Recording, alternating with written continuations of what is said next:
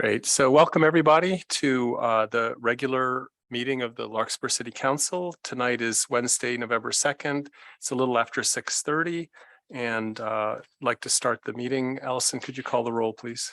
Councilmember Kandel, I'm here. Councilmember Hara, Here. Councilmember Way, Here. Vice Mayor Paulson. Here. Okay, and so at this point in the meeting, we like to say the Pledge of Allegiance. So those of you who are able to rise, please do so, and we'll try to say this together.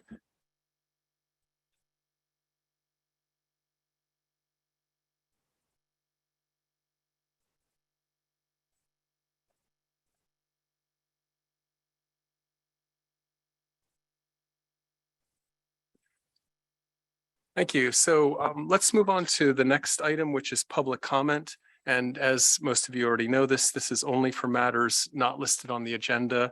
And if you check, further down on the agenda, number 8, we have several things which you may want to comment, but this is for items that are not listed. So you have 3 minutes and we'll start in the chambers. If you'd like to just come up to the mic and tell us your name. Well, we want to hear you. So tell.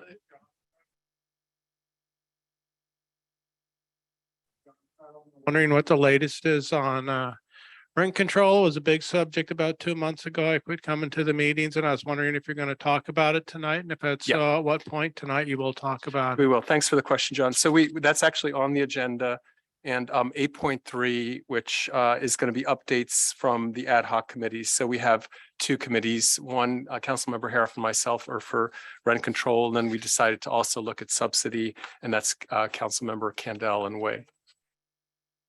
Yeah. So it's coming up later. Any other comments in the chamber? Seeing none, we can come back just one more time. Allison, is there anyone on Zoom in the queue?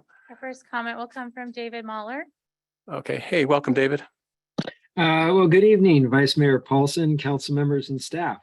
As you know, this is David Mahler of the Larkspur Climate Group. This month or next, Larkspur will be updating its building code to match California's triennial building code update. And when adopting these updates, we'd like you to consider and adopt the 3 green reach codes developed by Marin County over the past year with participation by all Marin jurisdictions. The goal of the 3 reach codes is to reduce greenhouse gas emissions that are driving climate change.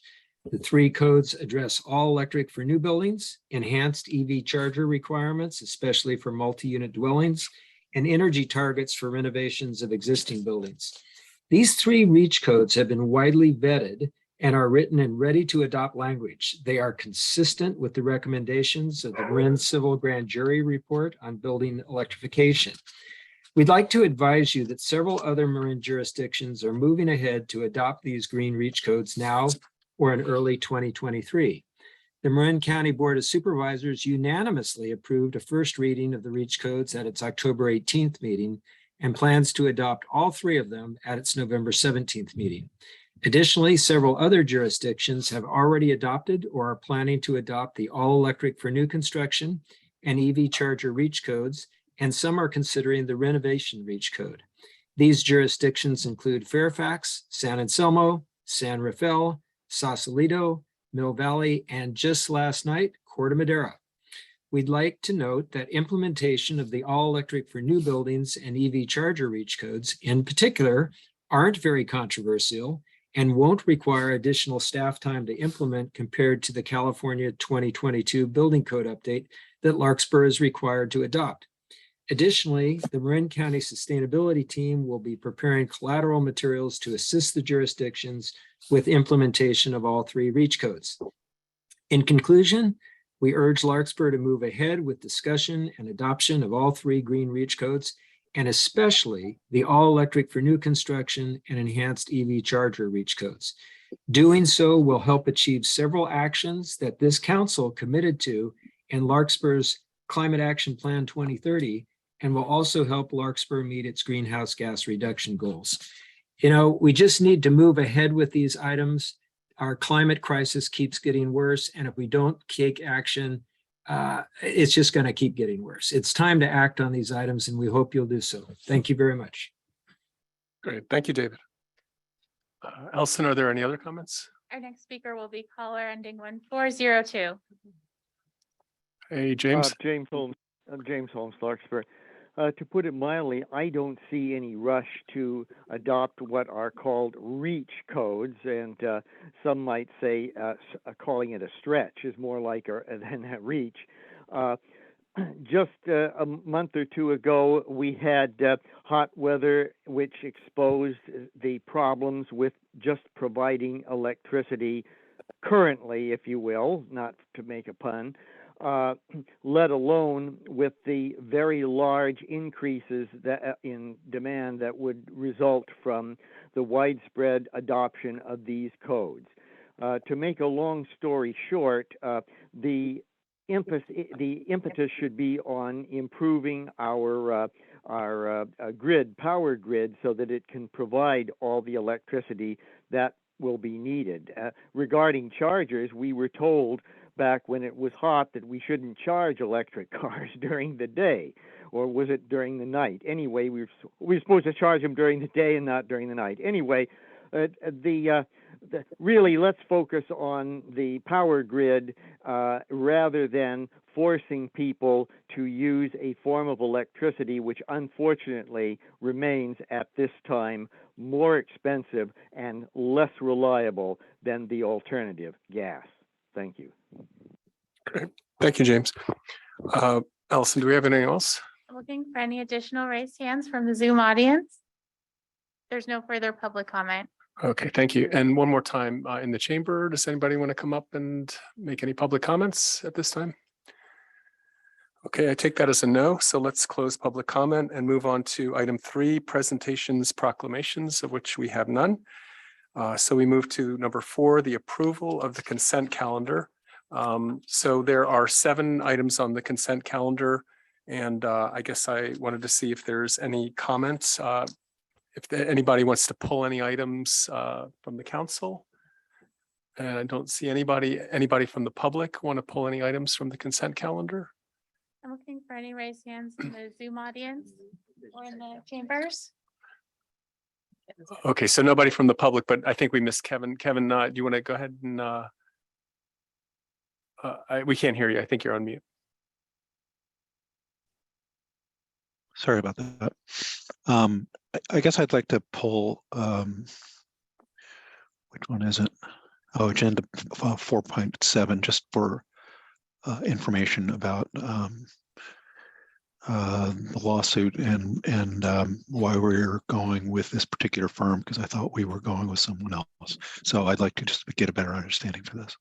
Okay, so there's been a request to pull item 4.7. Does anybody want to make a motion to pass the balance, the consent items 4.1 to 4.6? Sure, I'll make that motion. Okay, I'll second that. great. So motion the second. Allison, can we have a roll call, please? Councilmember Kando, Yes. Councilmember Hara, Yes. Councilmember Way, Yes. Vice Mayor Paulson. Yes. Okay, so we've passed consent items 4.1 to 4.6. For 4.7, could we have a staff report? Yes, Mr. Vice Mayor, council members, the city of Larkspur has standing in a class action lawsuit against Monsanto related to Monsanto's contribution to PCBs being in the environment in Larkspur. The council made a decision and instructed the city manager to, and the city, indirectly to the city attorney, that we were to move forward to withdraw from the broad nationwide class action lawsuit and participate in a smaller lawsuit that's been filed by the county of Marin. The county was initially joined by 11 cities in Marin. The 2 that hadn't joined initially were Larkspur and Fairfax. Larkspur's council would like to join the lawsuit. I believe I've also caught wind of the fact that the Fairfax council is inclined to join the same group. The firm representing the county of Marin and the parties is Shear Edling. And so this is an agreement so that you can, so that we can become party to that particular lawsuit. Okay. Councilmember Haroff, did you have any questions or did that clarify for you? I understand the rationale for using that particular firm. And they're a fine firm. I've actually litigated against them in the past, and they're capable. But I didn't realize that a decision had been made to go along with that. And I take it's being exclusively driven by the fact that the county's doing it. Yes, if the council does want to participate in the lawsuit that was filed by the county and become a party, which we've been invited to do, then you need to authorize approval of this agreement. I understand. And this is the firm that's representing. I understand. Like I said, I am familiar with the firm, and they're a good firm. Okay. Anything else, Councilmember Haroff, or are we good? No. I just wanted to get some background on that. Okay, so does anyone want to make a motion to pass 4.7? I'll move approval of 4.7. I will on the consent second that calendar. motion. Great, thank you. Allison? Councilmember Kendall, Yes. Councilmember Hara, Yes. Councilmember Way, Yes. Vice Mayor Paulson. Yes. Thank you. So with that, we move on from the consent calendar to the city manager's oral report. I just want to highlight one item this evening. It's an item that the Chief Mike Norton, has been highlighting in his messaging, and it's an item that we've been highlighting through my messaging. And that's our concern about the number of e-scooters and e-bikes that are now on our paths and on our sidewalks. We see a lot of folks traveling at extraordinarily high speeds. We see them traveling without helmets on. We've seen children with 3-4 children on one e-scooter. I first want to make the community aware those are ticketable offenses, and the chief has now instructed his officers to begin issuing tickets. We can't have these unsafe conditions. You can use our bike paths, but you need to do it safely and within the bounds of the law. And parents, please counsel your children on safe use of these devices. To give you some perspective, the Central Florida Police Authority has acquired 2 e-bikes to help in patrolling the situation. And after testing them, we decided none of our officers are properly trained to ride these things at speed. And so we are going to have training done before we allow them to ride an e-bike at speed to deal with the problem. So these are folks who've been trained on how to ride a motorcycle, and we weren't comfortable after a couple of test runs. Other people out there are more experienced maybe than we are with bicycles, but folks, these are motor vehicles, and some of the behavior that we're seeing is pretty scary. So I really encourage folks, slow down, take a look at the literature online about using these devices safely, and please counsel your children on using them safely. And I'll turn it back to you, Mr. Vice Mayor. Great, thank you. And I want to just underscore my support, because they're not only fast and heavy, they're very quiet. So you just don't see them coming. And we know someone was killed in Sausalito, and I've been quite concerned. So I'm really glad to see that's happening. Actually, before questions, I was wondering if you sent out a really informative email, Dan, and there were a couple of other items, the Dolliver Playground and the HCD mobile home residency law. If you could just comment on those, I thought they were of real general interest. I'm very sorry, Rita, but you get to be on the spot. Come on up to the mic. So poor Rita just said to me, it's only the second time I've come to present to the council, and now I'm calling on her without warning. But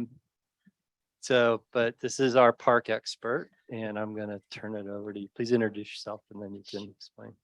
Hi, good evening. I'm Rita Schock with the Public Works Department. I'm an administrative analyst too, but I am responsible for the planning and execution of our various park projects in the city.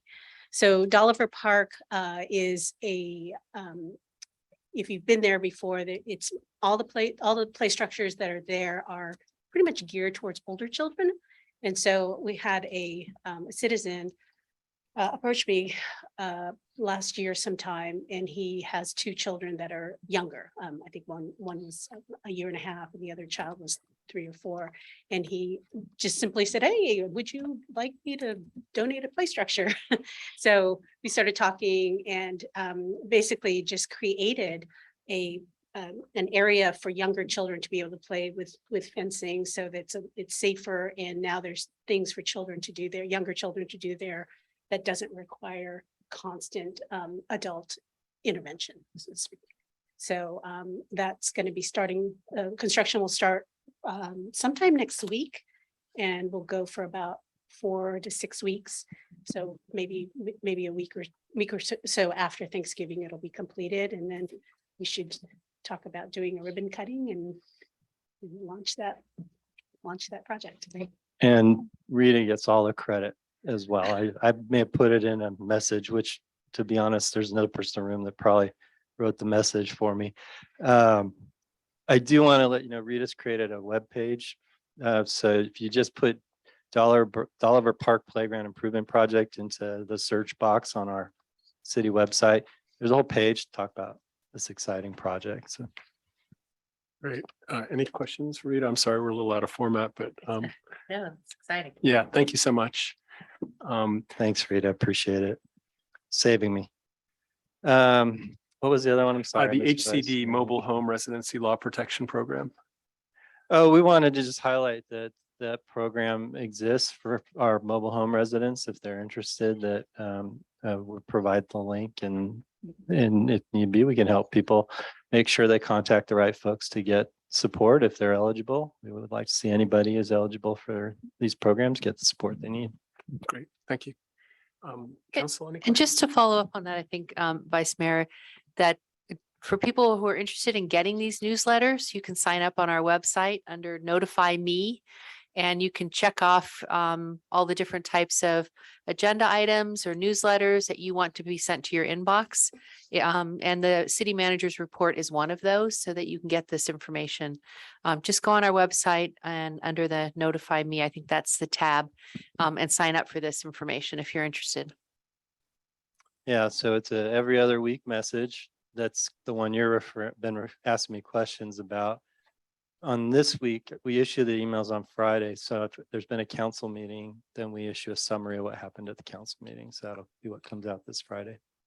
And I have to say, they're very good hyperlinked pieces now. And I think our communications ability is really improved, particularly with the council highlights, where you can just go on a hyperlink on that newsletter right to the issue you might have particular interest in, and just watch that particular part. So sign up for those too.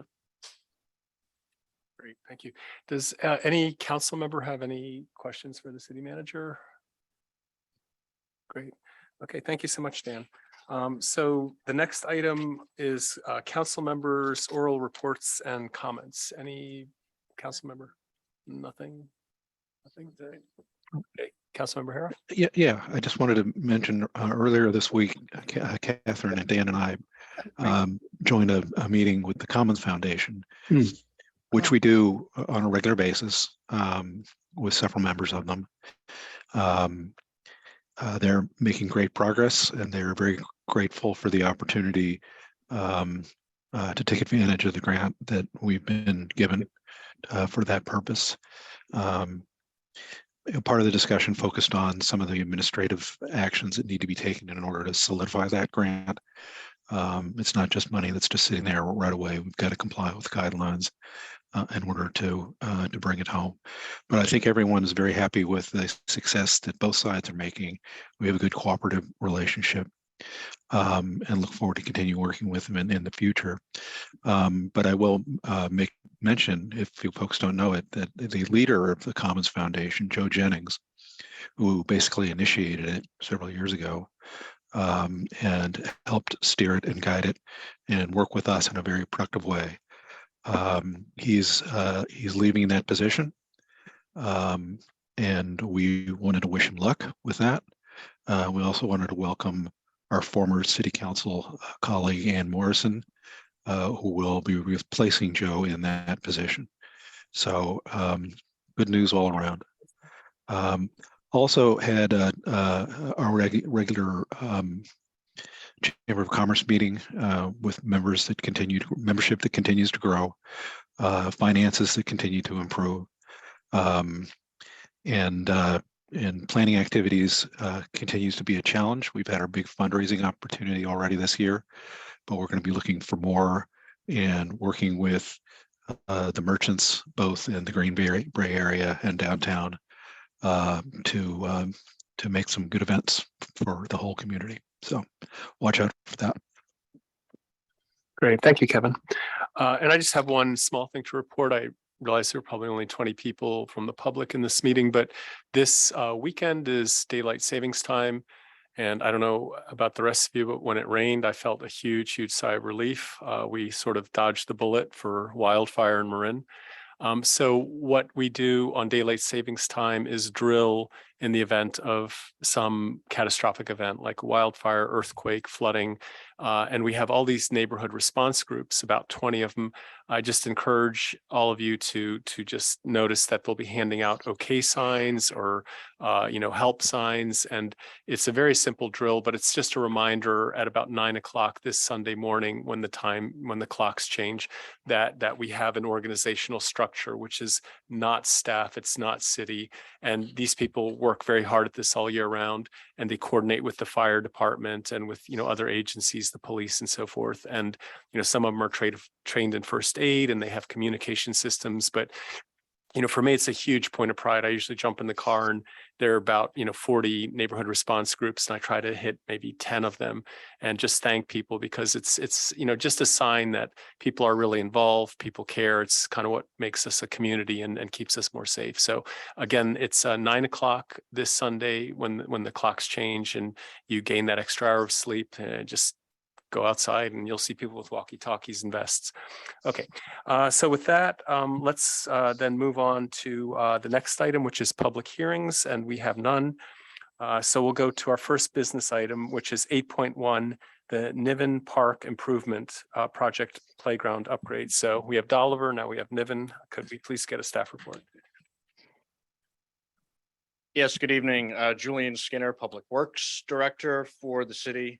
I didn't know you were going to get a preview of Rita Schock during city manager's report, but I can say I'm also going to hand over this presentation to Rita. Rita does a lot of work behind the scenes in public works. There's a lot of number crunching and make sure that we get our reimbursements from Caltrans to pay for the Bon Air Bridge. But that doesn't make a great presentation. So I'm happy tonight that she has a park project that she can present to you. She's been working hard on improvements to Niven Park. And so with that, this is an action item. So at the end of the presentation, Rita will be available for questions, and then she will ask you to consider adopting the plans and authorizing us to go out to bid. So Rita, the floor is yours.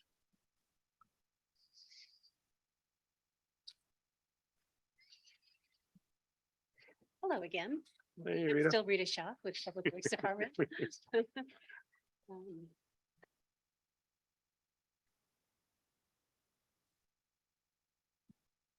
So anyway, good evening, everybody.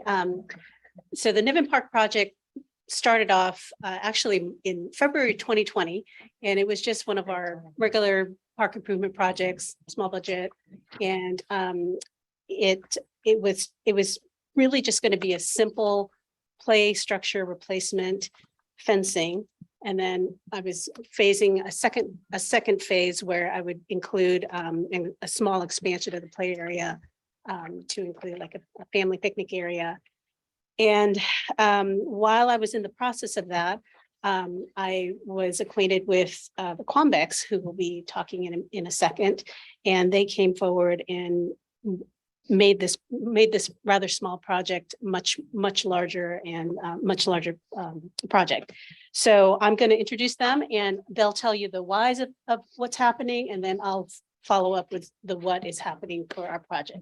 So I want to introduce Eric and Dana Quambeck, and they are here. Do they need to be? Yeah. How do you spell your name? We're gonna make you guess. QUANDECK. Yes. Oh, sure. I have a good friend named Quan, that's why I know. Excellent. Go ahead. Yep. Well, first of all, can you guys all hear me? Thank you for having us. I think I've addressed maybe a subgroup before. So as Rita said, this park is in honor of our son Alex, who we lost in December of 2019. And Niven specifically is important to us because we used to live in Greenbrae up on North Almanar.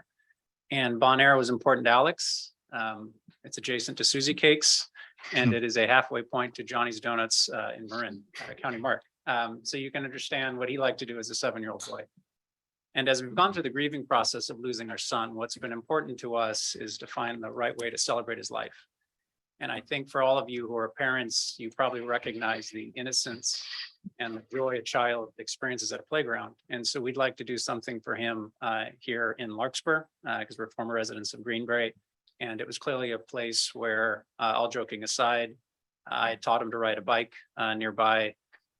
He would kick and scream when we made him stop on the ride to the San Rafael Larkspur Tunnel. But he has a lot of memories, obviously in his heart and now in heaven, about the park. And that's something we'd like to give back to the community because we know how much that means to families. And Rita will get into this in a little bit as it relates to the design of the park. But what we also found incredible, even though they weren't direct members of the Larkspur family and community, the first responders who tried to save his life showed such a outpouring of grief and support. And so we'd also like to honor them with some reflective pools and designs that'll be part of the park. But thank you again for the opportunity and for letting us present. Sorry. I just want to echo what Eric said. This is while Rita was starting to work on Niven in February of 2020, we were deep in the depths of grief. And I met her through an acquaintance in June to rehabilitate a bench. There are a lot of benches along the lagoon to choose from that can be rehabilitated. And what started as a conversation about a bench turned into this amazing project. It's also become a meaningful friendship. And on our saddest days, it has given us something to put our energy into. I wish you all could have met Alex. He was the most curious, adventurous, bright light. Eric failed to mention that he caught some tadpoles at Niven that I had to nurture for an entire month until the raccoon sadly got them. And that was a lesson for all of us not to bring tadpoles home. But beyond Rita, we would like to show gratitude to Julian, to Dan, to the entire Parks and Recreation Commission who have supported us in this vision. And we would be grateful if you would approve it. Thank you so much. Wow. All right, thank you, Dana and Eric. It's been an interesting journey, and it's been really gratifying for me as well. So I'll go ahead and start with the PowerPoint. So just an overview of where it is. It's in the Greenbrae area, right off of Sir Francis Drake, flanked by the Cape Marin Homeowners Association and then the Drake's Landing Homeowners Association. Currently, this is what the playground looks like.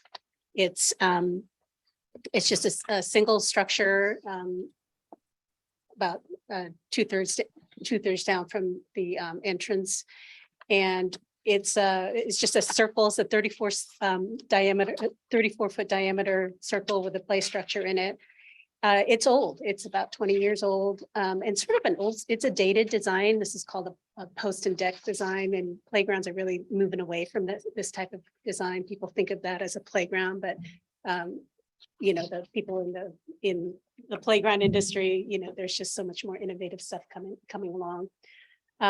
It's classified as a 2 to 5 year old structure for children 2 to 5 years old. You can see there's minimal shade, just that little thing on the top. There's wood surfacing is the playground safety surfacing, and it does meet accessibility standards, but it's the minimum. And then the very to me a concerning thing is that there's no fencing around it. So if you go down there on any given day, there's dogs just running through it, whether there's children there or not. And then you know, as a parent of younger children, it's nice to be able to just, you know, I mean, we all want to keep an eye on our children, but you know, with the days of cell phones, kids can wander off pretty easily.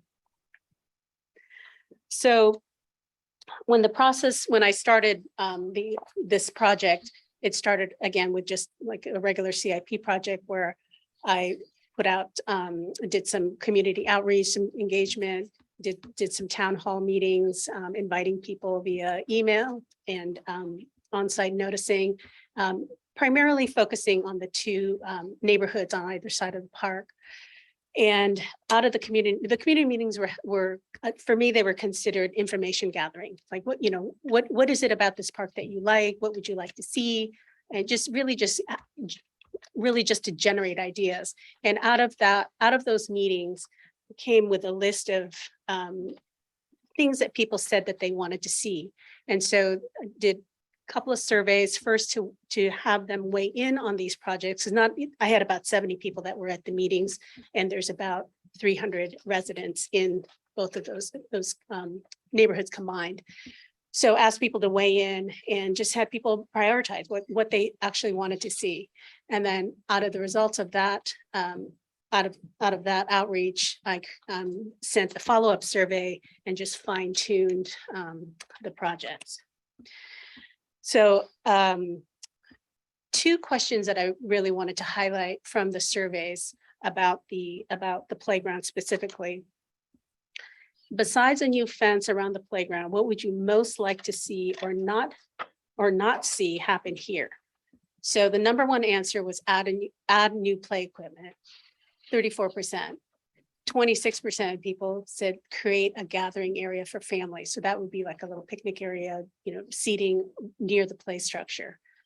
So that combined right there, that is 60% of the respondents wanted some sort of improvement on the playground. I had 23% of people say they didn't want anything done, which sounds like a lot, but it is a third of the people. 3 times as many people wanted something done, and then there was 16% of people said they had no opinion. Based on, and then the other part of the survey had a couple of images on different kinds of play structures, just different styles, different looks. And I just asked people, which one's your favorite? So out of what was the response was that people really leaned towards things that were made out of wood. They wanted natural colors and, no plastic, limit the amount of plastic. And then they definitely responded to shade. So based on that information, we started putting together design concept. And then this is around the time when I started talking to Dana and Eric about the project. We hired a landscape architect and really just did again, another sort of a brainstorming thing. What is the look and feel of what you want? And so these are some of the adjectives that came about where it was about, they wanted nature, discovery, habitats and gardens, pollinators and hummingbirds were a big emphasis. Wonder and imagination. You heard Dana talk about what an imaginative and intelligent child Alex was. And we wanted to reflect that. We wanted this to be the way that they described it to me is they wanted this to be about his life. And we picked up on that.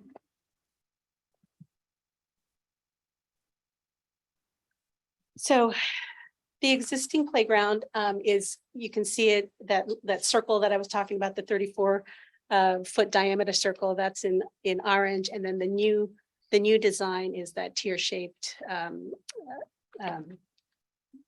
footprint that you see.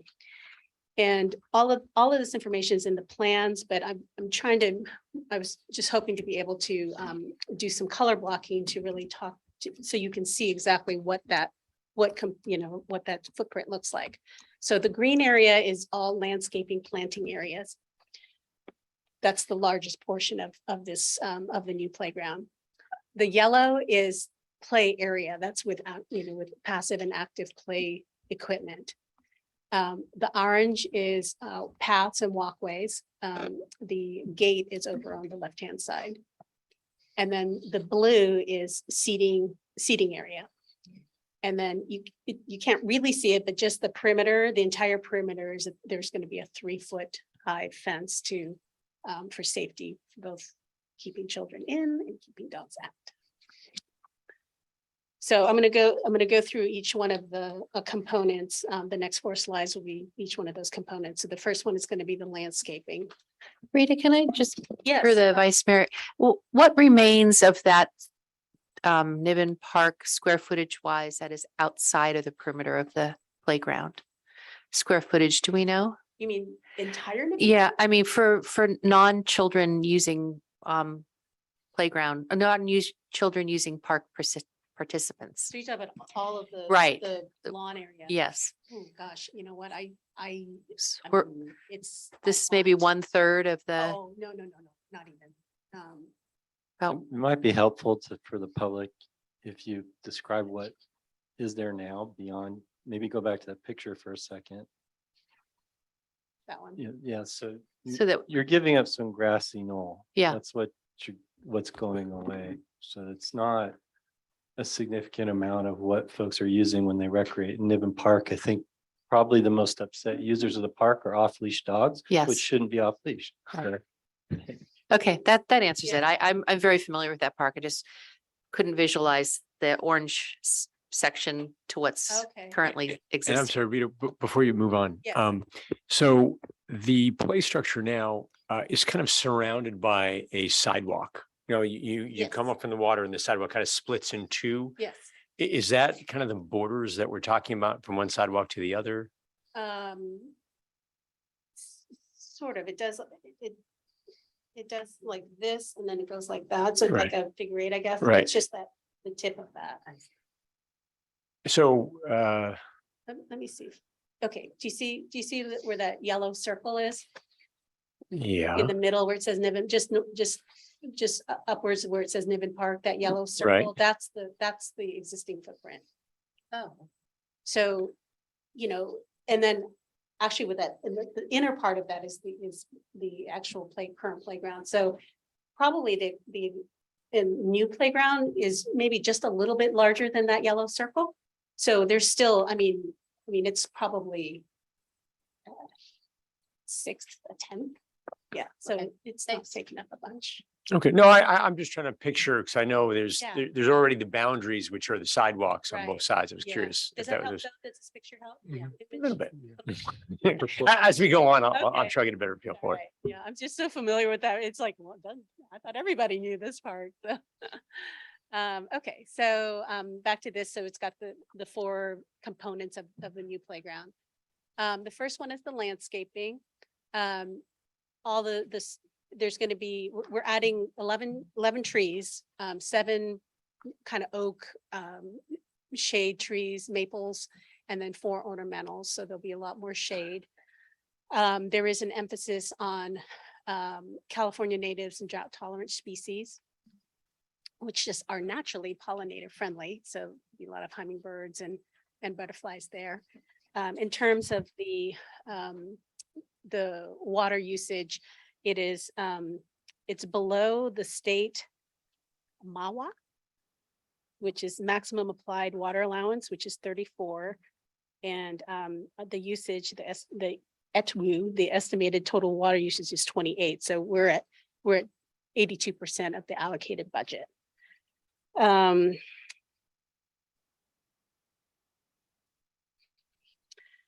Moving now to the actual playground portion of it. Really the centerpiece is the play structure that you see on the lower left-hand side.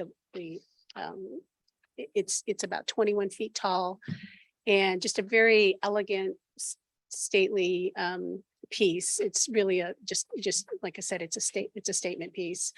And then kind of going clockwise, there'll be a crawl through tunnel. Similar to what you see over at Marin Country Mart. I think it's actually might be the same manufacturer. There'll be a circle time up on the top. So kind of more of a passive use up there. And then coming to like about 3 o'clock, there's an embankment slide with logs on either side. That would be the climber. And then some more stepping stumps between the hollow log and the play structure. And then around about 5 o'clock, there's a pebble harp. Where it will sit in a bed of gravel, and children can take the little stones and pieces, and it kind of tinkles through. It just makes like a kind of a wind chime sound, very just ephemeral light sounds. And then finally, around 7 o'clock is the sand play area, and it's also very one of the universally accessible features. A child, you can see a person in a wheelchair or a child in a wheelchair can actually come up underneath the table as opposed to just playing on the side of it. So, and most of these things are, kids, there's transfer stations so children can get up, that are disabled can get up and use them. Any questions on any of this? Looks very similar to the new playground in the Presidio Yeah. that just opened, the tunnel tops. Yeah. And then the new playground, a very similar structure. And I know. Yeah, it It- was very coincidental because I was there a couple months ago, and then I saw that it's actually the same manufacturer. That one's a little more rustic looking. yeah, This one's a little more streamlined and elegant. But it is, it's the same look and feel. Okay, now we're getting into the pathways. So I just want to talk about accessibility. The dotted blue line is sort of the accessible path of travel. And again, you can see everything, all the surfacing and travel, the walkways and pathways are made out of accessible materials, concrete and decomposed granite surfacing. And then inside the play area where it looks like grass, I've got synthetic turf, which again is highly accessible. That there's no shifting around of loose fill surfacing. Then the final component to the playground, tables and seating, will have both kid size and adult size tables, 2 adult size and I think 3 kid size tables. And it feels like it's more of it allows for young families to meet and gather. It's just a nice community building component. There'll be a couple benches that'll match the benches that are the same design as throughout the rest of the park.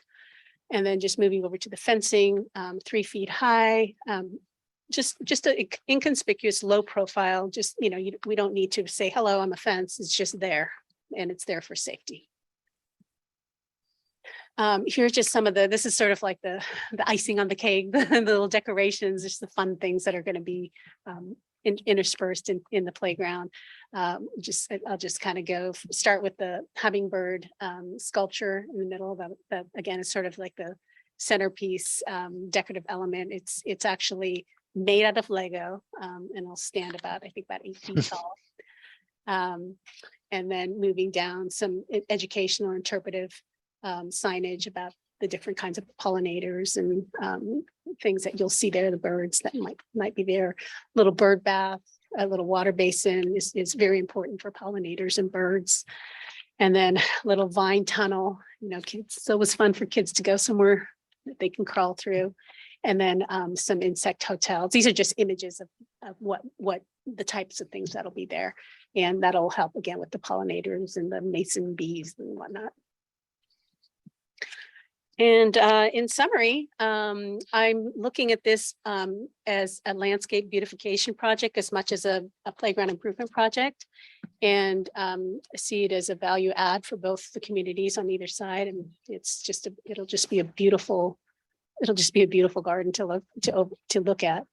And then the Quambecks have, as if it wasn't generous enough for them to donate the money to build this park, they'll also be setting up a maintenance budget to keep up for upkeep once the construction is over. And as Julian said, this is an action item, and I'm asking for your consideration and approval to be able to bid this out and solicit contractor bids. That's it. Okay. Any questions? I gotta minimize my screen. Hold on. Oh. Oh, there we go. Anyway, thank you, Rita. That was wonderful. Obviously, put a lot of work into it, and I wanted to see if the council has any questions. It looks like Councilmember Haroff, did you want to ask? Your hands raised? Yes, so I'll raise it. So thank you for that presentation. It was exciting to see, actually, because I've lived with my family in the Green Bay community for as long as that park has been there.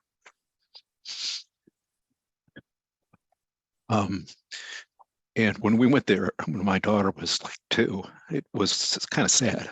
It had that one little spot right in the middle of it. It was surrounded by kind of dirty, sandy material. It was overrun by dogs, unleashed dogs, which often frightened the kids. But we liked it. We enjoyed taking her there. So I'm just very proud to see this coming forward. Thank you, Kevin. And because of that, when it comes time to make a motion on the resolution, I'd like to have the honor of doing that. So noted. Sure. Catherine? Thank Frida for that. And thank you, Quambex, for your support of the community and your gift of honor to your child.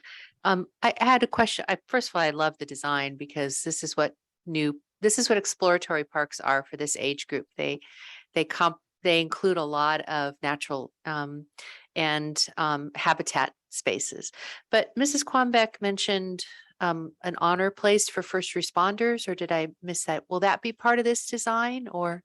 Yes, actually, it's not in the playground part itself. There's 2 spots down closer to the creek. Okay. Where it'll just be fairly simple, a bench and. Okay. A reflective down.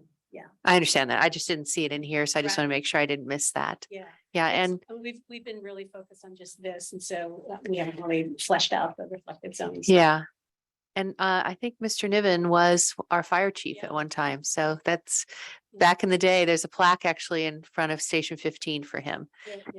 So that'll be kind of a full circle for that. And the Niven family was a very long legacy in Larkspur of not only in their public service, but also in their nursery that was pretty much the largest grower of orchids in Northern California for generations. So thank you for that. And I'm sorry, I realized I forgot to mention, even though the structure, the play equipment, the play structures for 2 to 5-year-olds, it's a playground that's going to be appealing to kids of all ages and adults. There'll be plenty of things for people to look at and admire and children of all ages to enjoy. Lots of grandparent time. Yes. Great. Thank you, Catherine. Scott? I just wanted to say that I think I'm speaking on behalf of the council on this, is that anything that we can do to support you. Well, parents. We'll do whatever you need. Okay. See, Scott's choking up too, I can see. Thank you. Yeah, and I'll echo that as a dad of 2 young kids. I want to express my condolences for Alex and just say what an inspiring way, to move through all this and to give back to the community. So I think you've heard it all. Thank you. So with that, I believe Councilmember Harif wanted to make a motion. Did you want to go to the public? Oh, I'm sorry. Yeah. Yeah. So let's open this up for public comment.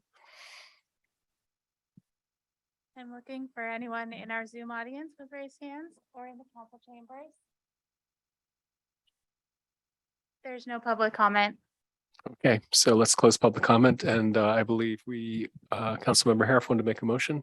I would very much like to make a motion to approve this project and adopt plans and authorize bid for Niven Park Improvement Project Playground Upgrade CIP 18-202.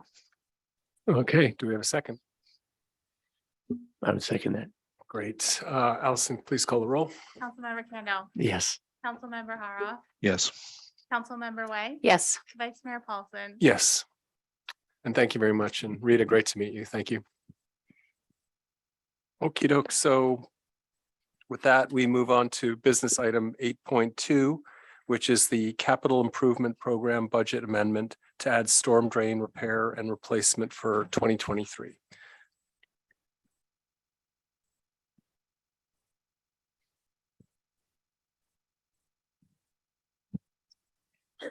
Good evening again, Julian Skinner, Public Works Director.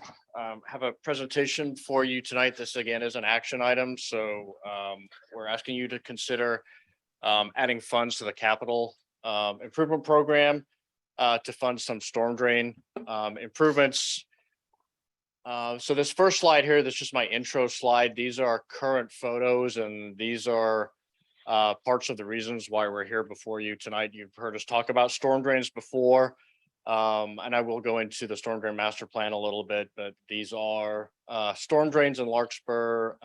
And storm drains are not supposed to look like this. The one on the left has been patched. It's got 3 different generations of Band-Aids on it. And the storm drain pipe on the right, this is an in-pipe video. And so the camera goes through the pipe and documents the condition of the pipe. In this particular pipe, the camera got so far and then it couldn't go any further because there was a huge hole in the bottom of the pipe. So that's what we're looking at as far as storm drain improvements moving forward. So the agenda, I will talk a little bit about the storm drain master plan that led to us doing some recent work and being here tonight with the budget request. Talk about some of the projects that we've already started after we finished the master plan, and then the latest ones that we're going to present to you tonight, and then talk about what storm drains might look like moving forward. So as you recall, the 2019 storm drain master plan looked at identifying capital projects to reduce the risk of flooding in Larkspur, and it primarily looked at 2 conditions. One is the capacity of a pipe, and that's how big is the pipe and can it handle the amount of water that would be coming towards that pipe in a storm and direct it to the creek without flooding. And the other item I looked at was a condition of pipe. And this is the age of them and whether they have holes, cracks, or they have no bottom in them, like that photo I showed you. And so when we completed the storm drain master plan, we had a good handle on the capacity analysis of the system, but we identified that we really need to dig down a little bit more and look further into the condition of the pipes. And so this was a map that showed in the yellow areas here are areas where we've identified we had capacity issues with some of the storm drains. And so we came up with a list of projects that were to address those capacity issues. This is places where the storm drains need to be bigger to accommodate a design storm. And so this list was about $14 million worth of projects that were identified. But we didn't have enough information to report on the condition of the pipe. One thing that we do know is based on the age of the pipe and the type of pipe, a corrugated metal pipe, and this again is a section of pipe that was taken out of the ground in Larkspur that was supposed to be carrying stormwater, and as you can see, half the pipe is gone. And so at the time, we knew if we just had to replace the mile of or a mile of the estimated 2 miles or so of corrugated metal pipe we had, it was about a $2 million fix. And so we said we need to look further into all of our storm drains and see if we have more conditions like this. So at the time of the storm drain master plan, we had identified about $20 million of needs based on assuming we were going to have to replace about half of the CMP.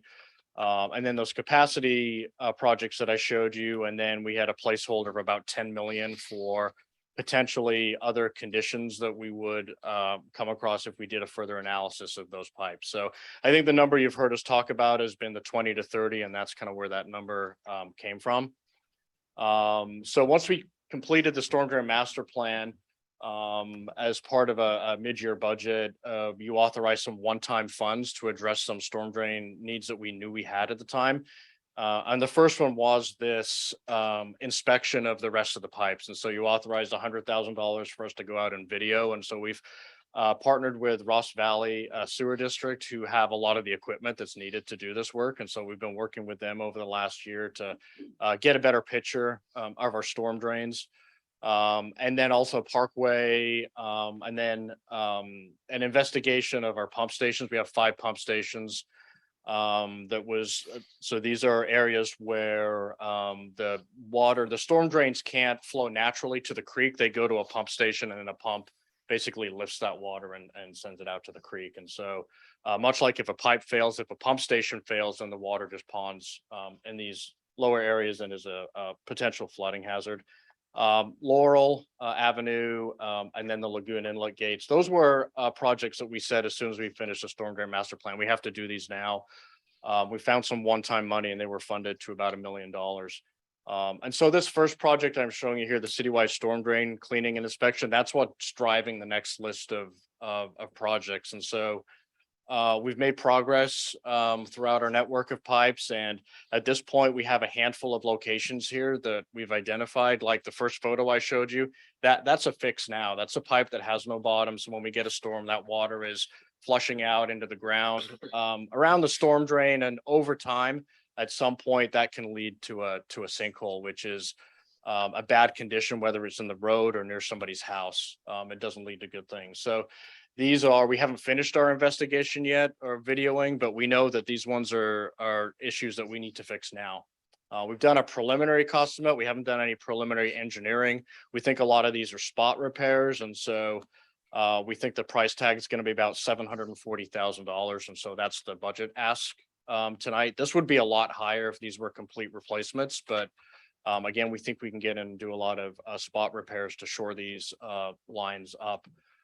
And the proposed funding source that we're suggesting is the American Rescue Plan Act. As you recall, at the mid-year budget, when the city manager went over our one-time funding, we had identified about 1.8 million in the ARPA funding that was set aside for storm drain projects. And so this is us identifying a need to use about the first $740,000 of that. So as I mentioned, we've been going through the investigation, the videoing of the storm drains. We're about 75% through videoing all the lines we need to, and probably about half to 2/3 through the analysis. And so we can report back to you that we plan to bring you the findings probably at the first meeting next year in January. But from what we know today, we've identified a few issues. One of them is that in drilling down further in our pump stations are going to need quite a bit more work than we first anticipated. We've been repairing them over time, doing a lot of maintenance activities and replacing certain parts. But we're finding that we have parts that have stamps on them from 1975. And we've also had a recent pump fail that's only a year old. And then in looking at it further, the reason that year-old pump has failed is because all the other components it's working with in the pump station are older and the station's just not working the way it is. So we're probably going to be looking at some major rehabilitation on our pump stations rather than just swapping some new parts out, because a lot of times the new parts don't work well with the old parts. So that's on the bad news side of what we found so far. On the good news is we haven't found a whole lot of those holes and major catastrophe pipes that could have been a possibility. Don't get me wrong, we have a lot of issues with the storm drains, but they're a little different than streets. We've gone through a process with our streets, and we've talked about streets having a 20-year life, and you get potholes at a certain point. The life of a storm drain is quite a bit longer, 60 to 75 years. And so we've got a lot of pipes that are towards the end of their age, but fortunately they don't develop potholes as quickly as roads do. So I think what you're going to see out of this is we've still probably got that $20 to $30 million need, but we're probably not going to have to front load a lot of it like we did with the streets. It's still going to be a big number, but I think what we're going to be looking at is a lot of proactive maintenance.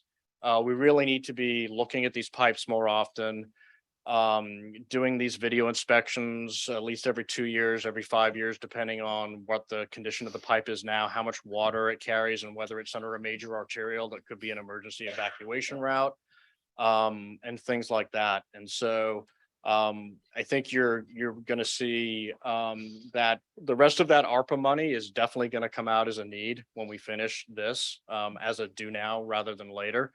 And then you're going to see some things that we really need to do in the next 5 years. And then probably that big $20 to $30 million number is going to be more like a 10-year, maybe a 15-year number. And the other thing I'll mention is not part of this analysis, but we need to keep in mind when we're talking about storm drains is we do have a trash capture requirement from the state. By 2030, we're required to be able to capture all the particles that make their way to the storm drain that are smaller than 5 millimeters, and that is unfunded. It's probably also a 7-figure number that's going to be a need for us. We've just started. We're working countywide with McStop, analyzing the systems, analyzing the network, and looking at places where we can put these trash capture devices in. It's currently unfunded. We were fortunate to get some grant funding to do the preliminary study, but there's no guarantee there's going to be any funding in the future for the rest of it. So again, that's the end of the presentation. The ask tonight is for you to set aside or allocate the 740,000 in the ARPA money for the storm drain segments that we identified. And then I did just want to give you a little update on where we are with our evaluation process also. So I'm available for any questions. Great. Thank you, Julian. Any If I questions? could, Mr. Vice Mayor, I had two things I want to add. Sure. Layperson observations, because I make Julian explain storm drains to me about every week. One thing I think he left out, it's been a long time since we could, in my mind, since we did the last storm drain master plan, even though it was 2019. The challenge has been the drought. And I don't want folks to think we've been sitting idly. You have to run water through the pipes to do the examination. And with the drought, we actually weren't allowed to do that. So it held us up for quite a while in terms of getting water through the pipes, seeing what was going on. So that's been one challenge that I don't think Julian highlighted here, but he's highlighted for you before. And then I really wanted to underscore the last point about the trash capture, because we have a tendency, because we've been thinking about roads for so many years, and this council and this staff so well educated on roads now, that we want to take all our infrastructure and compare it to roads. Roads don't have regulations that change every year, and storm drains do.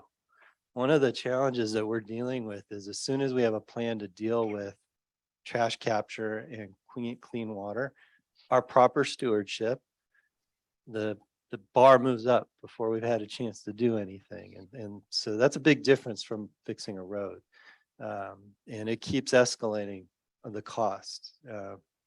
I think when I started, we thought $10 million would get us to where we need to go. Now we're up in the $20 to $30 million range. We have this trash capture issue that's at least $1 million. It's a challenge. So I'll turn it back to Julian and you, Mr. Vice Mayor, for questions. Great. Thank you. Any questions for Julian? Julian, can you remind me how many pump stations we have and where they're located? I know the one by Bon Air Bridge and the one. Yeah, so the newest one is by Bon Air Bridge. And then there is the next biggest one would be by Redwood High School. Okay. So it's right at the corner of Lucky and Doherty. And then we have two on the other side of the freeway. One is at the north end of Old Redwood Highway. It's in the Caltrans parking lot. Oh, okay, right. We call that the Boardwalk Station. Then there's another one that's further out behind Trader Joe's that we call the Industrial Pump Station. Okay. And then in Heather Gardens, we have a storm drain pump station inside or in a shared building with Ross Valley's sewer pump station. By the park. Yes, by Yeah. Heather Park. And then there's a small one right at the bend in Larkspur Plaza Drive. Okay. Just trying to figure where they were along the, and then it might just be coincidental, but the Parkway, I just looked at the map, the Parkway, which is on page 4, storm drain, which is 300. There's work being done by PG&E around that same area. Is this just coincidental? No, it's not. Actually, when we went through the project development for putting in the new storm drain in Parkway, we found a PG&E gas line that was in the way. And so we notified PG&E that the gas line was in the way. They worked on the engineering to lower it, but it's taken quite a while. Ideally, this would have been done before we paved Magnolia, and that was the plan. But PG&E had other commitments for their crews, and it's taken until now for them to get out there to do the work. So is this Parkway drain, and when I look at it on the map, it's almost the same location. It's the area that you're looking at storm drain near the edge of Magnolia and Parkway, or is it further up? Yeah, so there's two different Parkway projects, one that's funded already that is the subject of the PG&E. So that is The new storm drain actually comes down Parkway from the next street up, which I forget the name. Ardmore? Yes, Yeah. and then it comes down and it hits Magnolia and then goes about 30 feet down Magnolia and joins the Magnolia storm drain that goes to the creek. Yeah. The current storm drain that's there today actually goes under a house Oh. and has a bunch of twists and turns in it and has manholes that we have to get into people's backyards to access. So it's not very maintenance friendly. There is a new Parkway location that's on the list that you approve, that we're asking you to approve tonight. That's a little further back. It's not actually on Parkway. We just called it Parkway because it's part of the Parkway storm drain system. But it's in that same neighborhood. And then my last question is, I looked at the Ross Valley Sanitary District newsletter online, and they have a manhole or a access hole. I don't know if we use the term manholes anymore. Location project underway because there's so many missing that have been silted over and they can't really access their system. Are we finding that we have a lot of missing manholes that have been buried over years from silt or other things that are part of this discovery project of our storm drain? We have found a few, not so many in the roads. It's more the lines that go up in the hills and they come in between the houses because see. that was the most efficient way. That there's manholes that over the years, the backyards have grown over or whatever. And we've found a few structures there that we didn't have mapped before. Yeah, I just was curious in that newsletter, how many places they don't have access to the drainage system because the land has grown over the manhole cover. So anyway, that's all I have. Thanks. I thought I'd just interject another layperson's observation from years of quizzing the city engineer. You'd be surprised how common Julian's explanation is that we go out to do a project in our older infrastructure community and the documents about where the other pipes for the other utilities are actually located are not ideal. And until you start actually looking underground, sometimes you don't know. I think that happens at least a couple times a year. So hence the story that we had to pause and wait for PG&E as you discover, hey, they've got a pipe in the way that wasn't on a very good map. So Scott, Kevin, anything for Julian? Oh, go ahead, Kevin. Yeah, just very briefly, and this may be premature and outside the scope of the presentation tonight, but we do have Measure G on the ballot next Tuesday, and a big reason for proposing that measure was to help with our storm drain problems. If it's successful, can we say what the impact would be on our ability to complete this project in maybe a more expedited basis? you want me to tackle that? Sure. The goal with Measure G was to start having a sustainable revenue stream that a portion of which could be put into the storm drains every year. As Julian explained, the storm drains are not like the roads. You can't really accelerate the whole process and do all of the miles of storm drains at once. It doesn't lend itself to that, given some of these are underground, some of these are on hillsides, some of these start on public property and connect to private property and then connect back to another agency's public property. I mean, so each storm drain needs its own strategy and plan. And so an annual pay-as-you-go process is actually a healthier one with a strategy. And so the problem with our current circumstance is we're essentially collecting one-time money and then pumping it into this pay-as-you-go approach. And that's not sustainable and healthy for the system. It doesn't allow us to catch up and eventually get ahead. So that's the concept behind including the storm drains as the major issue under Measure G. Yeah, I guess I shouldn't have used the word expedite, but it will improve our capacity to be successful with this project. We'll be able to then tackle projects every year. Right now, we're very fortunate. We had an influx of one-time money, but as the council knows, that's about 12% of the need that's represented by the one-time monies that we have right now. Well, as you may have guessed, the reason that I asked the question is I want to have answers that will reassure our community with the desirability of approving Measure G. Great, thank you, Kevin. Scott? Yeah, I have a quick question related to Kevin's. Measure G is a quarter of a cent sales tax, something like that. Let's say hypothetically, we say, yeah, we don't want to do it. You know, we forget it and we don't tackle this project. And you said what happens is you get sinkholes. I'm not that familiar with sinkholes. Are they dangerous? Are they, hazards? I'm going to drive their car into a sinkhole. I mean, can you just tell us what we're looking at if we choose not to do this? Yeah, so there's some pretty well documented cases around the Bay Area. Was it Orinda or Moraga that had a pretty hefty sized sinkhole at an intersection? I think I had a slide. We actually did have a sinkhole. We've had a couple of sinkholes of a minor nature. We did have one on our main thoroughfare on Magnolia that could have been a really significant issue if it had grown worse. Fortunately, we were lucky to find it when we did. It cost us a chunk of money to fix it, but that sinkhole had the potential. It was right next to private property. It had the potential not only to shut down Magnolia Avenue for a portion of time, but impact private property and have us incur costs not only on our own infrastructure, but other things that may be nearby. So I'm sorry, let me just clarify. So if hypothetically we don't fix this stuff and there's a problem and it happens on private property, we, the city, are responsible for the damage to the private property. Is that accurate? No, I wouldn't say necessarily every circumstance is going to be different. There are a combination of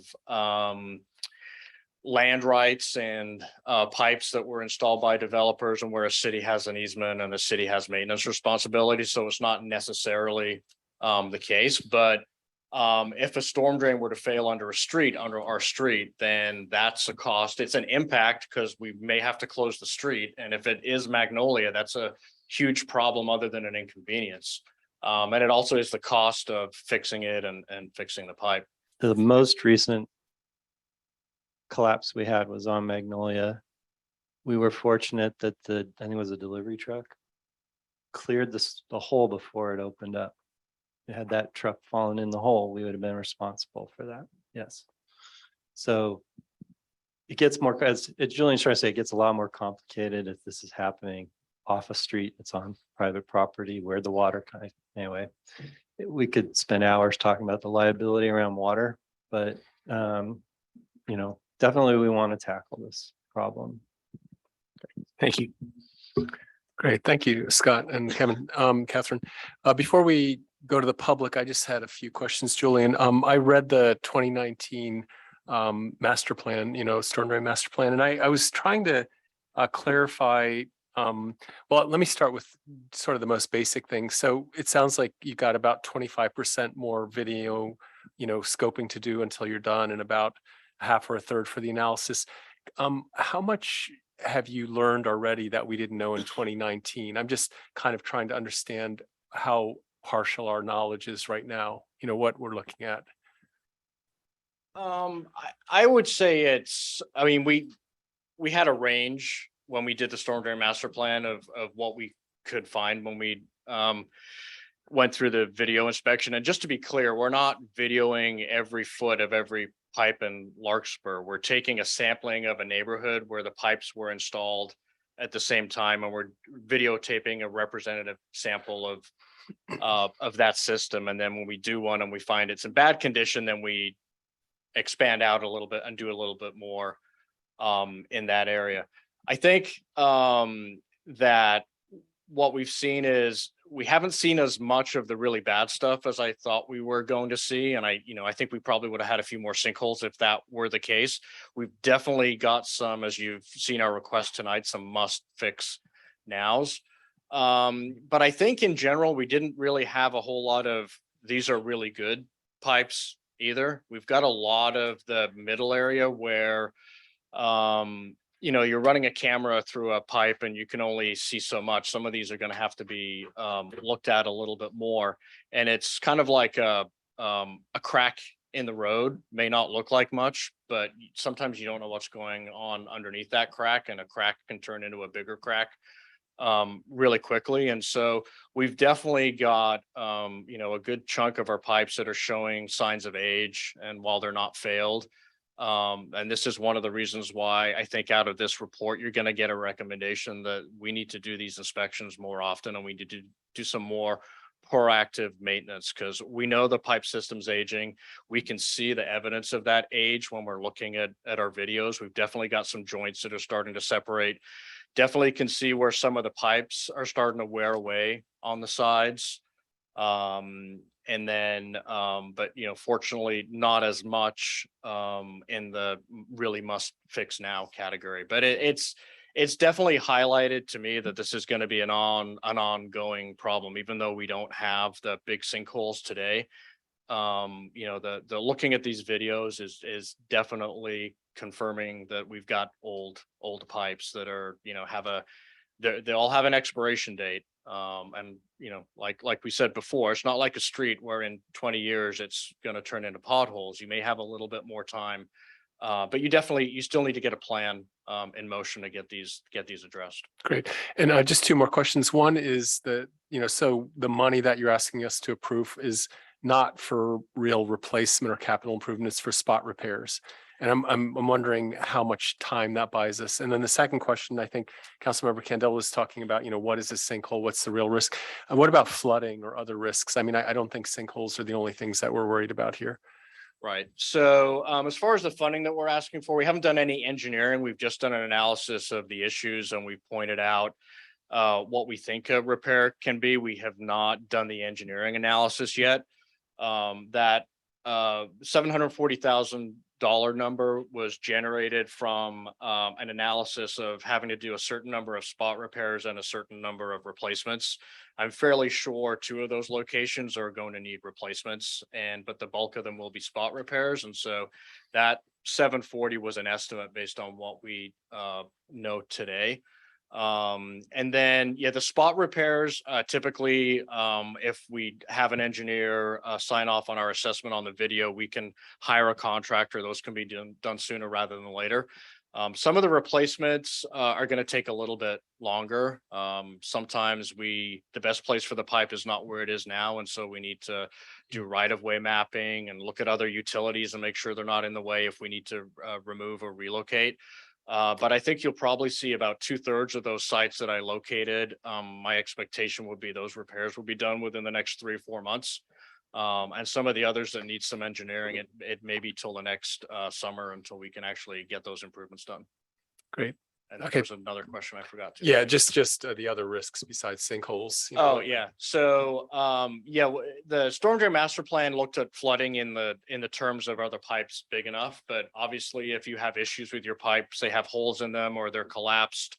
One of the other issues with the corrugated metal pipes is they're somewhat flexible and they can squash and then they don't carry as much water. So, if a pipe is out of misalignment or if it's squashed or any way compromised, it reduces its capacity to carry water, and it can lead to flooding in the interim. And then obviously, if a pipe gets to the point where it completely fails, then it can't carry the water, and then you'll see flooding in the next catch basin up in the system. The water will just come out. The water will find somewhere to come out onto the surface as opposed to flowing down the pipe. Okay, great. Thank you, Scott. Yeah, sir, just a follow-up question. I'm trying to understand. You're talking about spot repairs on a 70-year-old corrugated metal pipe. What I am envisioning is you've got a pipe that you find a place that's decaying or has a hole, you patch up that hole, but you leave the 70-year-old pipe there, meaning it's not going to be that long until you got another hole. And I'm wondering the wisdom of spot repairs as opposed to just replacing it one section at a time. In the long run, it just feels like we're just going to be doing this over and over again until we replace it. Yeah, so it depends on the engineering analysis, depends on the nature of the failure. So a spot repair is more for a joint that's misaligned. It's a unique condition in that pipe where just typically the pipes are in segments, how they're installed, and when they come together, there's a joint there, and here and there a joint can come apart for one reason or another, but in one place, and it may have been a tree root or it may have been a bad installation at that joint, but the rest of the pipe is fine. That's a typical spot repair incident. on these corrugated metal pipes, when we do the analysis, the spot repairs are for the corrugated metal pipes are done from the inside, and it's basically a resin that's woven inside and it makes another lining.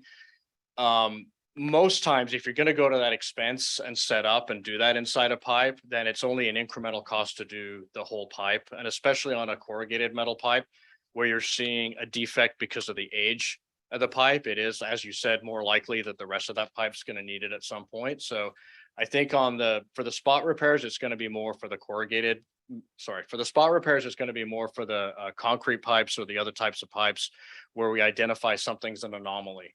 Most of the CMP pipes, if we go in there, you're probably going to see us do the whole length inside. We don't have to, for the most part, we don't have to dig those pipes up. You can line them and you basically do a big spot repair from the inside of the pipe out. But yeah, that'll be part of the analysis. And I'm sorry, I know we want to move on from this. I'm just trying to understand it. You do a spot repair, you cover the inside of it, you put a material on the inside. How much time does that give you on a 70-year-old corrugated metal pipe? Yeah, it depends on the technique that you use, but there are products out there that have 20-year warranties and are with a design life of 50 years. Thank you. Okay, Councilmember Way. Just while we're on the public works subject, although we're talking about storm drains, the quality of the work that has been coming out of your department, I think we need to recognize with our road system, because yesterday's press release by the Metropolitan Transportation Commission, can I read a little section for you? The Marin County City of Larkspur, which twice in recent years passed local sales tax measures dedicated to rehabilitating the city's 65 lane miles of streets, is the only Bay Area city to outpace Oakland's year-to-year improvement. We're number one, recording an 11-point increase to 76 on the scale from 65 in 2020, which is a huge increase, which puts us near the top of the good range, not the excellent range, but we were from the very bottom to almost near the top. And we were number one in road improvements. So it says here, as recently as 2017, Larkspur registered 1-year PCI score in the very poor range. So I think this speaks to how well that our public works uses the funds that we give them to really make the improvements that our engineering department says. And I think we should be pleased that we are using those tax dollars well. And we ranked right behind Oakland, which is probably a little bit, I think should do kudos to our public works department for getting us up to that PCI score. I second that motion. Yeah, definitely good work. So let's, if there are no other council member comments, let's open this up to the public. Anybody want to comment or ask any questions about item 8.2? We're talking about the capital improvements to our storm drain repair. Yes.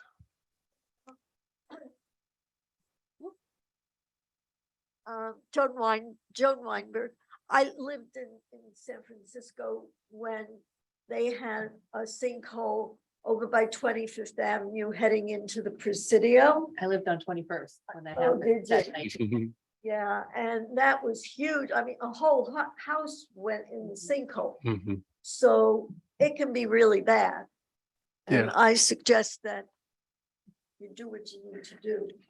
I was thinking of that night because that whole house crumbled into that ground and it was a mansion. Yes, yes. Yeah. It's terrible. Yeah, thank you, John. Anybody else in the chamber? And then we'll go out to Zoom land. I don't see anyone. We'll come back one more time if you change your mind. Allison, do we have anyone in the queue? I'm looking for any raised hands from our Zoom audience members. There's no public comment. Okay, last call. Anybody here want to comment on this item? Okay, so let's close public comment and bring it back. Any last thoughts from the council? If anyone's ready to make a motion, we can entertain that.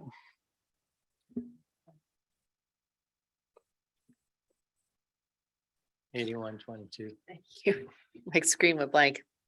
Vice Mayor, I will move resolution 8122. Great. Do we have a second? I will second it. Thank you, Councilmember Haroff. So we have a motion and a second. Allison, could you call the roll, please? Councilmember Candell, Yes. Councilmember Hara, Yes.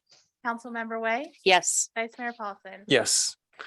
Thank you. So that concludes 8.2, and then we move to 8.3, which is updates from the ad hoc committees on rent stabilization and rental assistance. Let's see, I guess we can start with the report outs maybe in order on the agenda. So for the rent stabilization portion, Councilmember Harif, did you want to say anything, or did you want me to go with that? Why don't you go with it? And if I hear something that I think needs further comment, I'll chime in. Okay, great. So, many of you who are here now and online have been waiting for this part. And, we had a pretty lengthy discussion last meeting and the meetings before. So I'll just give you what's on the calendar now. We have reached out to the Skylark, tenant association, and also to the prime ownership, and we've asked them to meet. Both sides have expressed the desire to do that, and we do not have a date yet. There have just been some scheduling conflicts, but we hope to have that as soon as possible, before the holidays, I hope. And the format is, we wanted to have 4 members who've been here many times and have spoken from the tenant association, and then also 4 members who are receiving assistance from the Skylark Fund, and then to have the members from Prime as well. And my personal desire to see this meeting is really to have that dialogue. I really hoped that this could happen early on, and for various reasons it hasn't. So we're not sure what it'll lead to. I don't come in with any preconceptions about how this will affect whether we have a rent stabilization ordinance or not. But I think it's just so important to have that process, to have both sides talk, and to have it somewhat moderated, and to see if there are any, first, just to get more information for the council and for the public ultimately, and then to see if there are any creative solutions. So that's really the next step. For me personally, I've been hearing a lot from renters, and I appreciate that, and I encourage anyone to continue sending in information, articles, whatever you want. I'm trying to compose that all. I want to report out on that when I feel that there's really kind of we're reaching a sort of final part in the deliberations.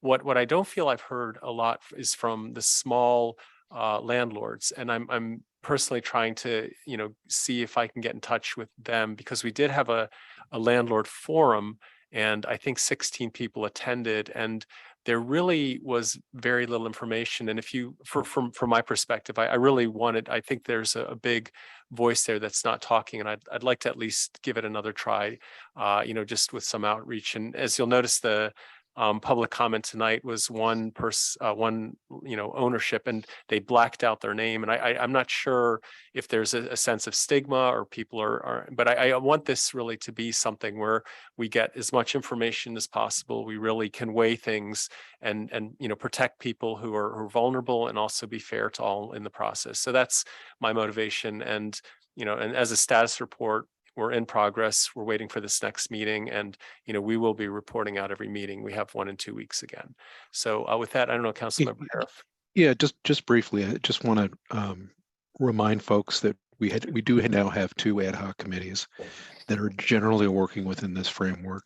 And the one, Gabe, that you and I are working on is trying to explore the feasibility of a rent stabilization ordinance. The other ad hoc committee is really more focused on whether there can be improvements in some existing programs, particularly at Skylark, that are rental assistance.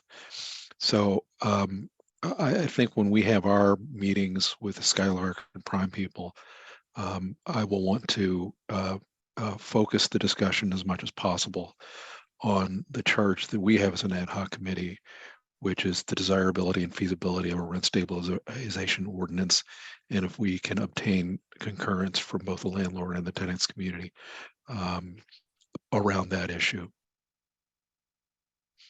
Great, thank you, Kevin. And so with that, I'm not sure, Scott or Catherine, if you want to, if you want to report out on the rental assistance ad hoc. Sure. All right. So let me explain. we had a second subcommittee formed at the last meeting. The purpose of the second subcommittee is not to replace the first subcommittee or to replace what's happening with the first subcommittee. So we are still pursuing the possibility of a rental assistance ordinance. The second subcommittee is looking at an alternative, which would be rental assistance instead of rent stabilization. So we are looking at what is currently going on at Skylark and trying to work with the management of Skylark to improve it so that more people would qualify, that we can identify people who should be getting rental assistance, set up a program that would allow them to get that and would continually cap any raises. So there's not the fear of, next year my rent's going to go up 10%, the year after that my rent's going to go up 10%, to address the issue of lack of stability that we've been hearing about in a lot of these meetings. So we did have a meeting with the management of Prime.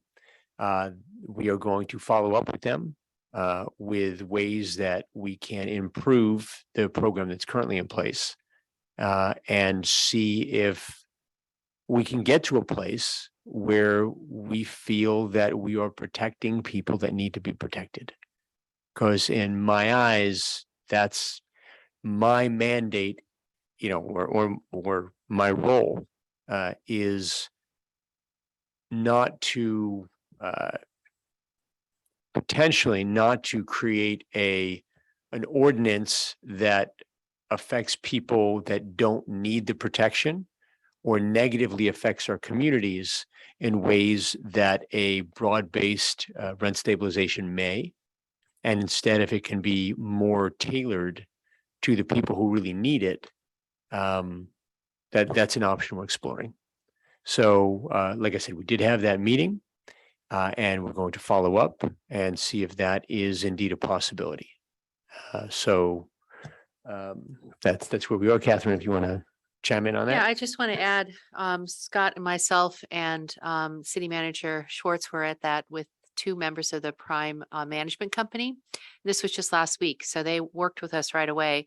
We did ask for some more data for them to provide for us with what their outreach program has been, what materials they've submitted to residents, how many people they have directly spoken with, and then to show us what that information is.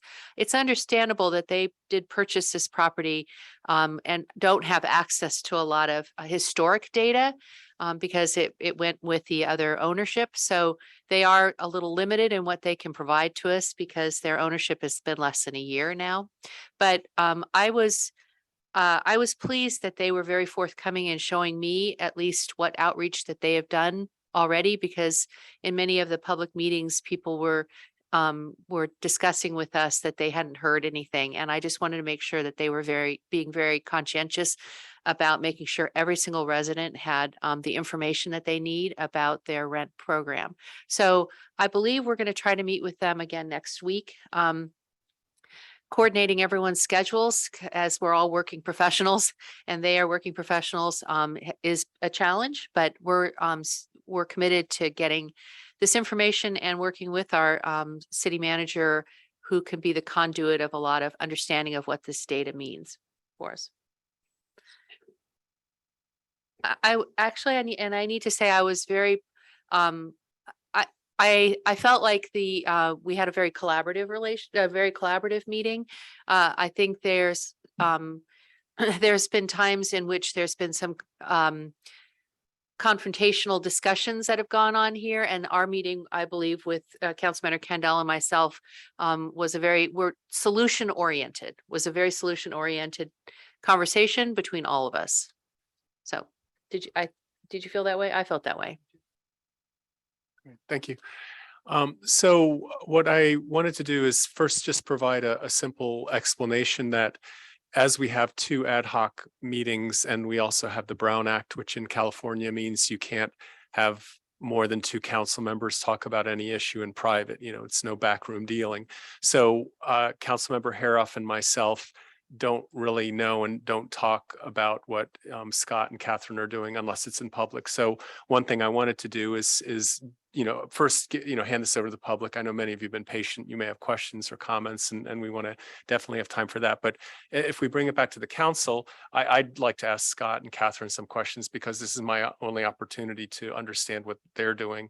And as Councilmember Haroff said, we're trying to be independent. We really thought this would be more productive for us to look at, the real possibility of a rental ordinance. We've heard many reasons why that's a good idea, but then also something that we haven't seen other towns doing quite as much, which is to see if on the support side, there's something that can be done. And again, we're on a learning curve. We're really trying to serve the community here. We're open to, what your thoughts are as well.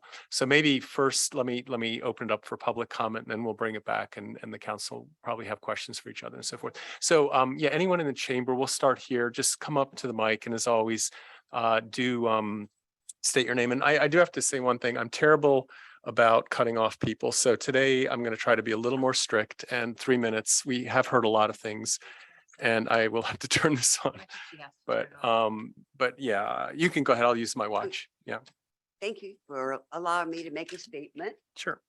I've never been to a city council meeting before, but my statement's very brief. My name is Pat Vegson. I'm 82 years old. My beloved husband of more than 48 years died recently. I was living alone for the first time in my life. I had friends, but no family close by.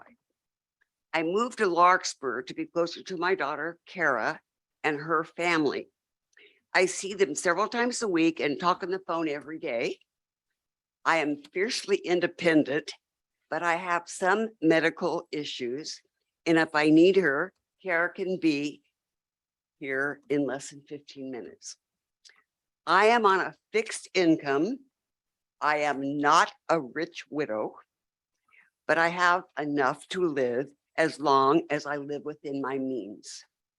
I can afford a modest rent increase, but a huge rent increase would be detrimental and a financial hardship and a burden for me.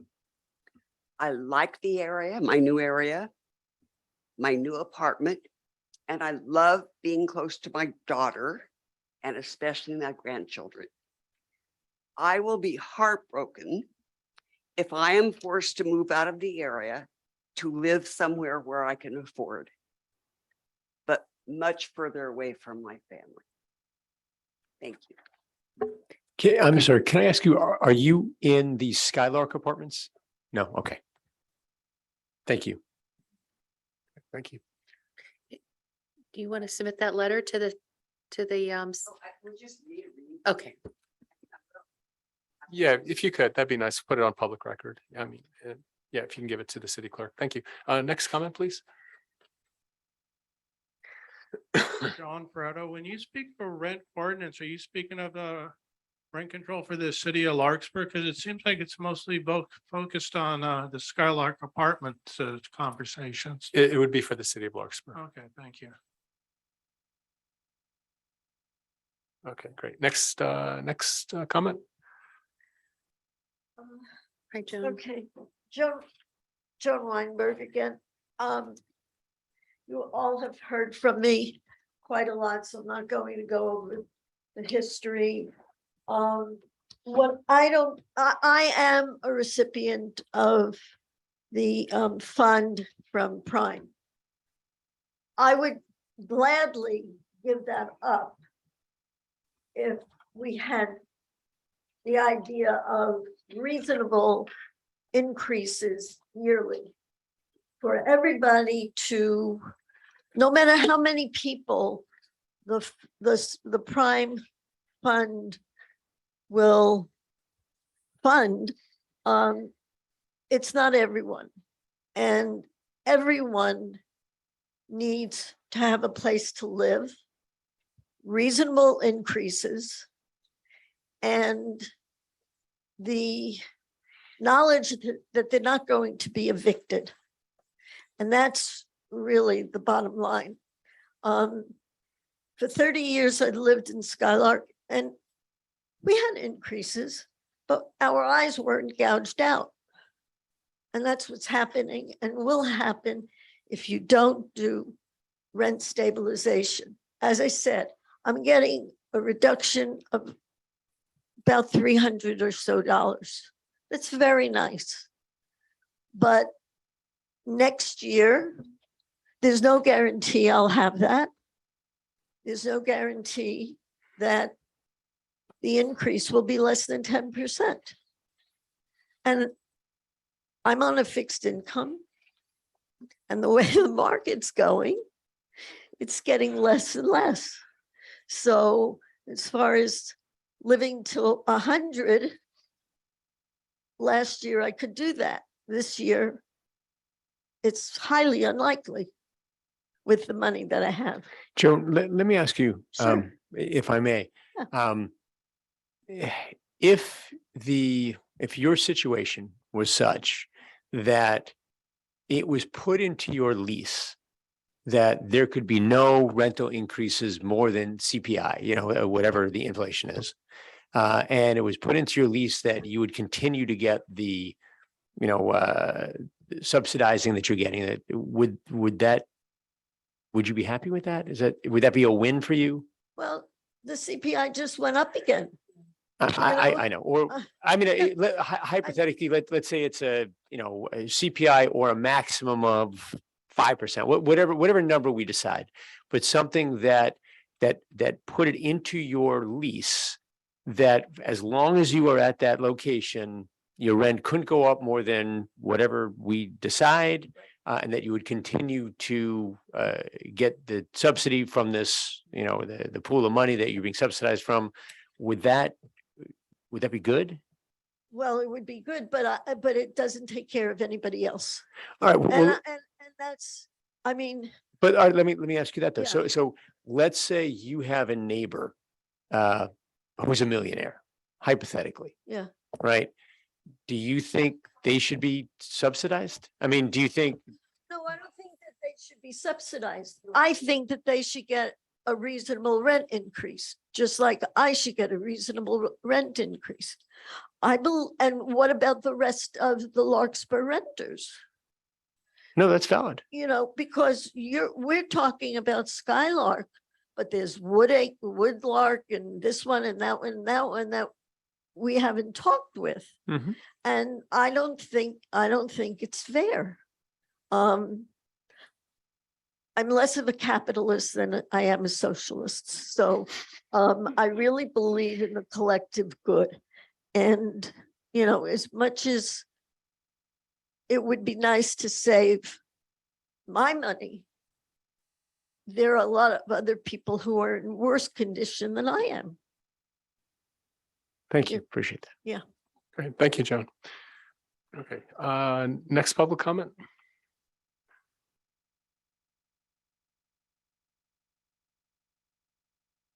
Hi, my name is Diana Brown, and we live in Serenity at Larkspur, and we're renting, and I work locally at a digital marketing firm. I'm like an accounting clerk, and my husband has a business, and we still live paycheck to paycheck in Marin. We have never been able to save for retirement.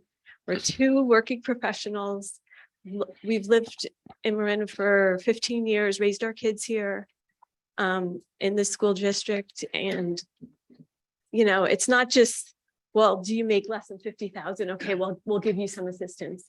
It's people we're just regular people that work hard, that have full-time jobs, and we still can't save.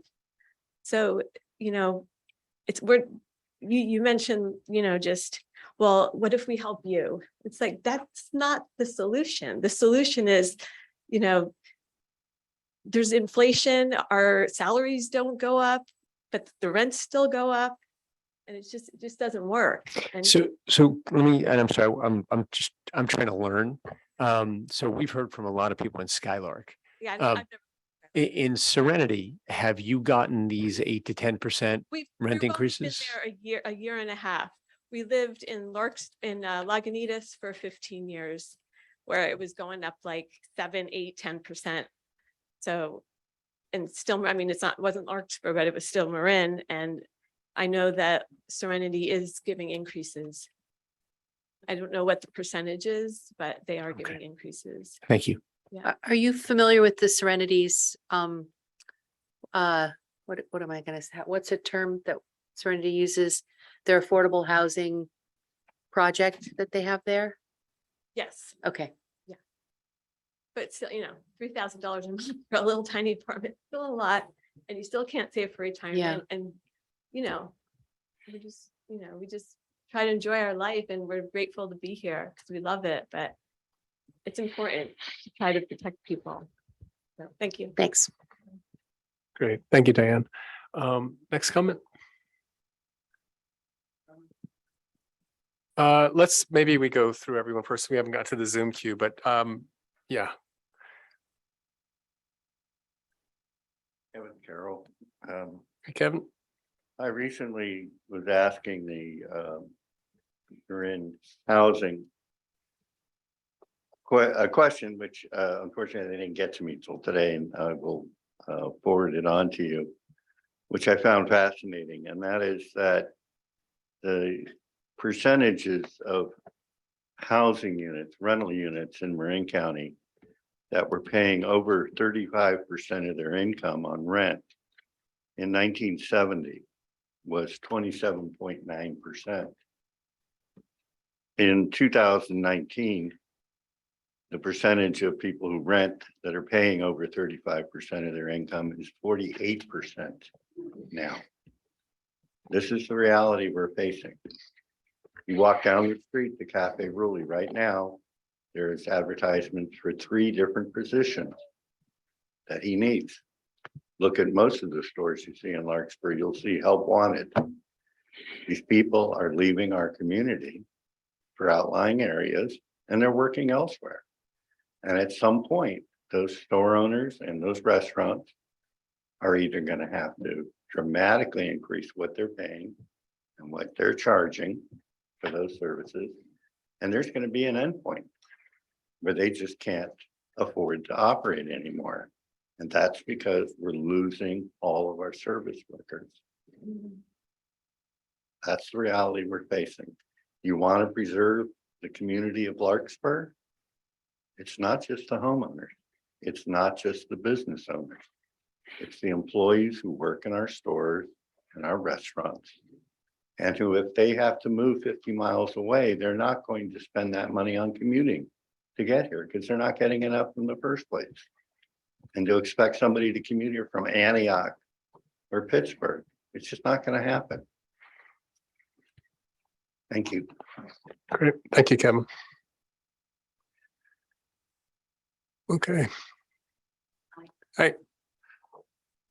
My name's Kate Phelan. I wasn't planning on speaking to support everybody, but I'm finding myself relating to so much of what's being said. So I am one of those renters who pays more than 35% of my rent.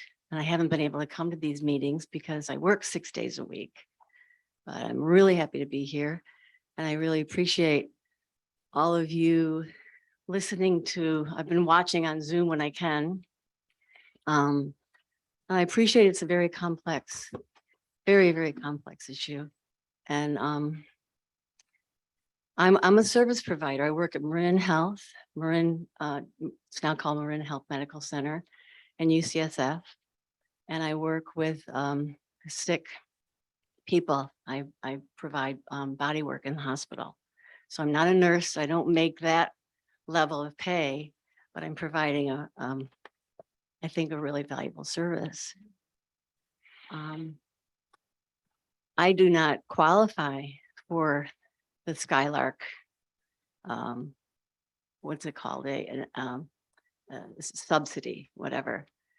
But I still pay 35% of my income. And so I don't save money. So I'm at that place where I'm trying to figure out whether I can stay, sort of treading water. I would be able to save money if I wasn't anticipating paying that much more of an increase, 10% increase every year, and I could stay and I could continue to do my work. I'm curious about why the homeowners haven't been voicing as Vice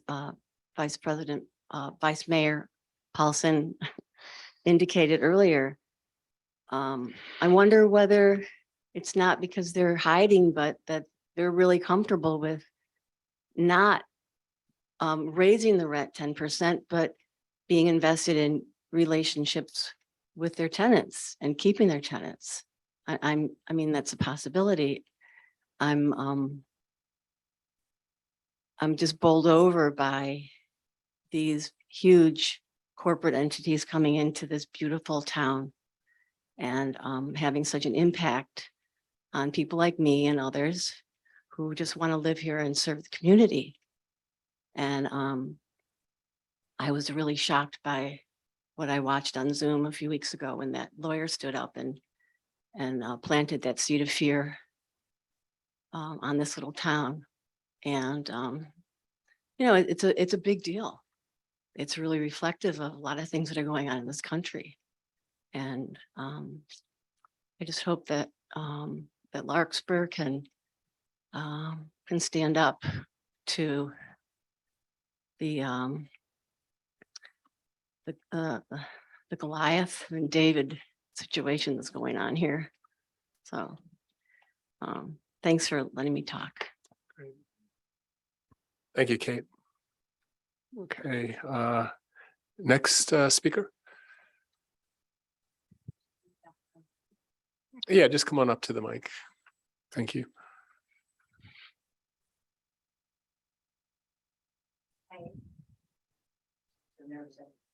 Never done anything like this. Doing well.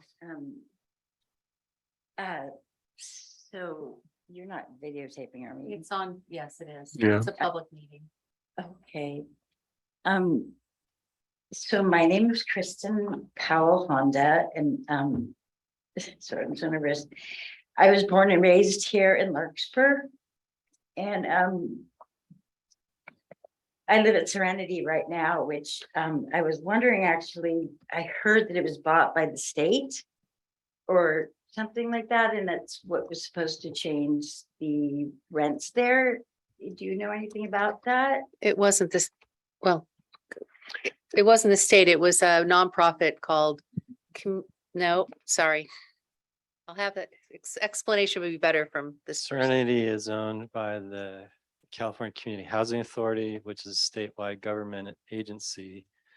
They operate what they call the Essential Housing Community Program at Serenity. But what CalCHA, the state organization's goal is to provide some rental protections for moderate income individuals. Most programs don't target moderate income. So in addition to the fact that they have a tiered rent system based on how your household income relates to the household incomes in Marin and whether you qualify as a moderate income household. They also have a rental cap of 4% maximum for anyone who's qualified who's in the program. Now, Serenity is still in the process where they have folks who aren't qualified that are renters from prior to the acquisition. So there's a mix in there, but someday, in theory, the whole place should be rented to folks who qualify for this program. That help? And that does definitely. I'm fortunate enough to have a Section 8. So I was able to get in there, and I hope more people are able to get in there easily. I know, I'm not sure how these meetings work or anything, but I just wanted to share a couple things about that's happened, like that that I feel is very important, and that is a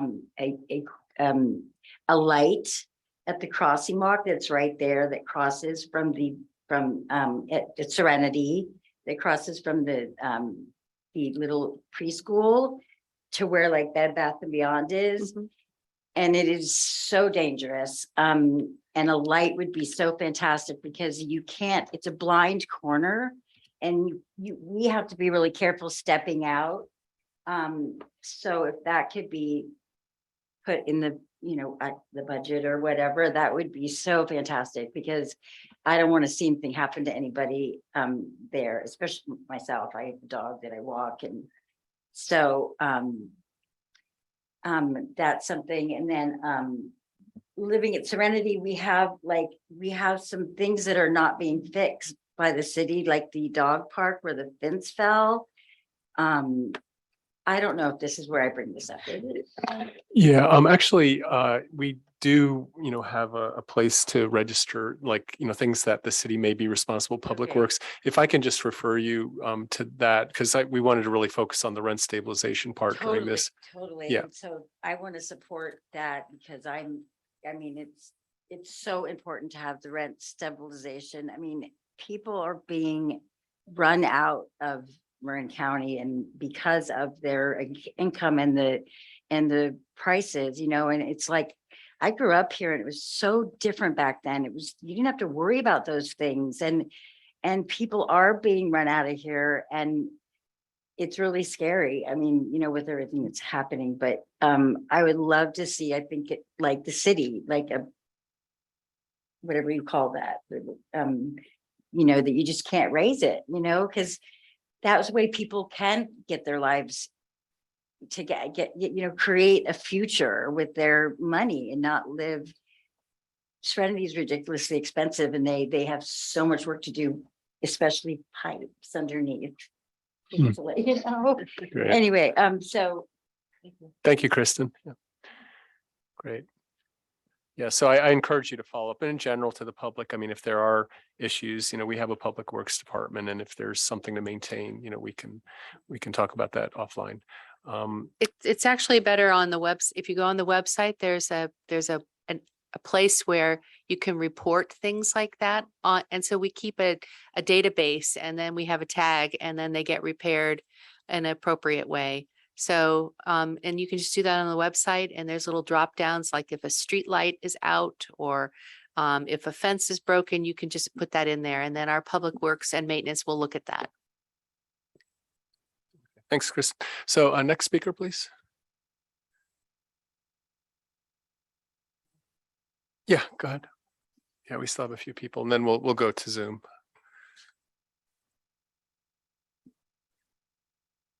Hi, my name is Dorothy O'Leary. Hey, Dorothy. Hi. Welcome back. Yeah, you know me. I do.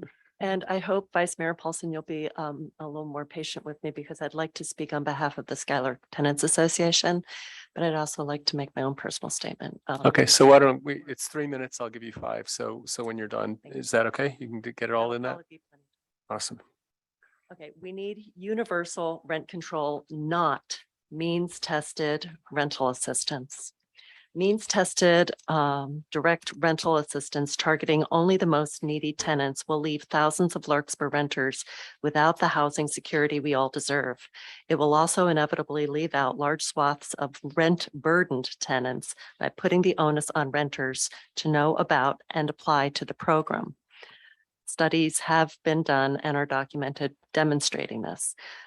Universal rent control would apply to all renters allowed under state law, ensuring that many tenants are as many tenants as possible are covered. Skylark Housing Funds the Skylark Housing Fund will do nothing to protect the thousands of Skylark renters in general, who don't live at Skylark Apartments. It will only provide assistance to a tiny fraction of Skylark renters, and even that assistance can be withdrawn at any time. We welcome any help from those in immediate need of relief, but the relief is in no way a replacement for broad-based rent stabilization and just cause eviction protections. We need rent regulation that includes both rent stabilization and local just cause eviction protections. These policies work together to prevent renters from displacement. Rent stabilization without just cause eviction protections means that landlords can simply evict tenants to get around the cap on annual rent increases. Just cause eviction protections without rent control means landlords can simply raise rents enough so tenants are forced out. We need both working hand in hand to keep our Larkspur renters in their homes. Fairfax is providing a model, and that's valuable to you. At this moment tonight, as we speak, the Fairfax Town Council is voting to adopt an ordinance establishing rent stabilization that will and to strengthen existing just cause eviction protections. Fairfax is half the size of Larkspur, and about 1/3 as many renters live there. And it has a far smaller staff than yours. If they can figure out a way to provide these protections to their community, so can Larkspur. Most jurisdictions across the state with rent stabilization tie their maximum annual rent increase to a percentage of CPI and then add on an upper bound to protect against high inflation years. We are urging you to adopt 60% CPI with a 5% cap, whichever is less, as the standard for Larkspur. Adopting a weaker standard may undermine the very purpose of the regulation, which is to ensure fair and manageable rent increases for both tenants and landlords. Rent control would provide real housing security and stability to Larkspur renters. Rent control would keep our friends, our families, and neighbors in their homes. My personal statement: I've been listening to you guys. The council has expressed a lot of concern about fairness. I've heard that word used a lot. When considering what's fair, your focus seems to be narrowed on the special considerations for those in dire financial need, which is important. Ensuring that landlords are able to maximally profit from, and I'll use this word carefully, wealthy tenants, because Mr. Candell, I did hear you refer to people who would not qualify for that program and maybe at the other end of the spectrum as wealthy. You referred tonight to millionaires as neighbors. I don't know any millionaires at Skylark. So I would argue that I and most of my neighbors would very much prefer to own our own homes, as you, Paul, said that you do, rather than rent if we had that kind of wealth. Please, please expand your view by turning your attention to what's fair for landlords to charge. Many smaller landlords that I listened to on your workshop with the landlords have not been maximizing their rent increases. They are still managing to maintain their properties and pay their property tax and enjoy a profit that makes it all worth the effort. And for those that are already treating their tenants fairly, rent control is not going to impact them. Please do not become narrowly focused on subsidizing the most direly in need tenants. Although we do want to support them, please expand your view and to stop the rent gouging by the landlords who are doing it, because that is happening. This is not just a Skylark issue. Something happened at Skylark. We got purchased by a large corporation. Something happened at Skylark to kick off this. People are upset. People have been upset. And many, many other renters in Larkspur are just as concerned. Please expand your view. Thank you. Thank you, Dorothy.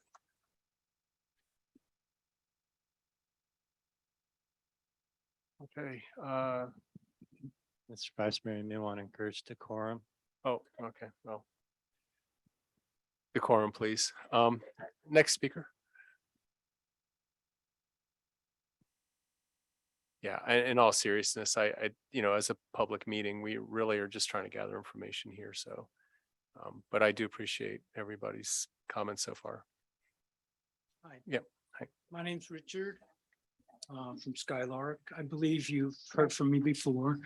And I wasn't even planning to speak tonight, but there are some things I would like to respond to. There's been an emphasis on crime and Skylark. even though you've all said in the past and continue to say, this is about all of all of Larkspur. You're acting as if, but that's the impression I'm getting, even though you say otherwise, that it's something between Prime and Skylark. Whereas I know you represent all of Larkspur and all the renters here and all the landlords here. And I'm wondering why this emphasis? Have you reached out to the other larger complexes and their owners in the same way you've reached out to Prime to see what types of renter assistance they've got to offer? And if they would be on board with doing the same types of things that Prime is saying they're doing? I mean, it's a question. Because here we're set to meet with Prime, but have you thought of setting up meetings between other large complexes and their tenants so that this could be a more equal approach to all of the people that live in Larkspur and all of the large landlords? And how about some of the medium landlords? Have you reached out to some of the medium ones that have smaller ones to see what kind of assistance they would give their tenants? So I don't want to romanticize the small mom and pop landlord. I have friends and I talk to them and I talk to them about our situation at Skylark. And they're finding that their rents are going up just as much, the maximum. And they go to their mom and pop landlord and say, I can't pay this.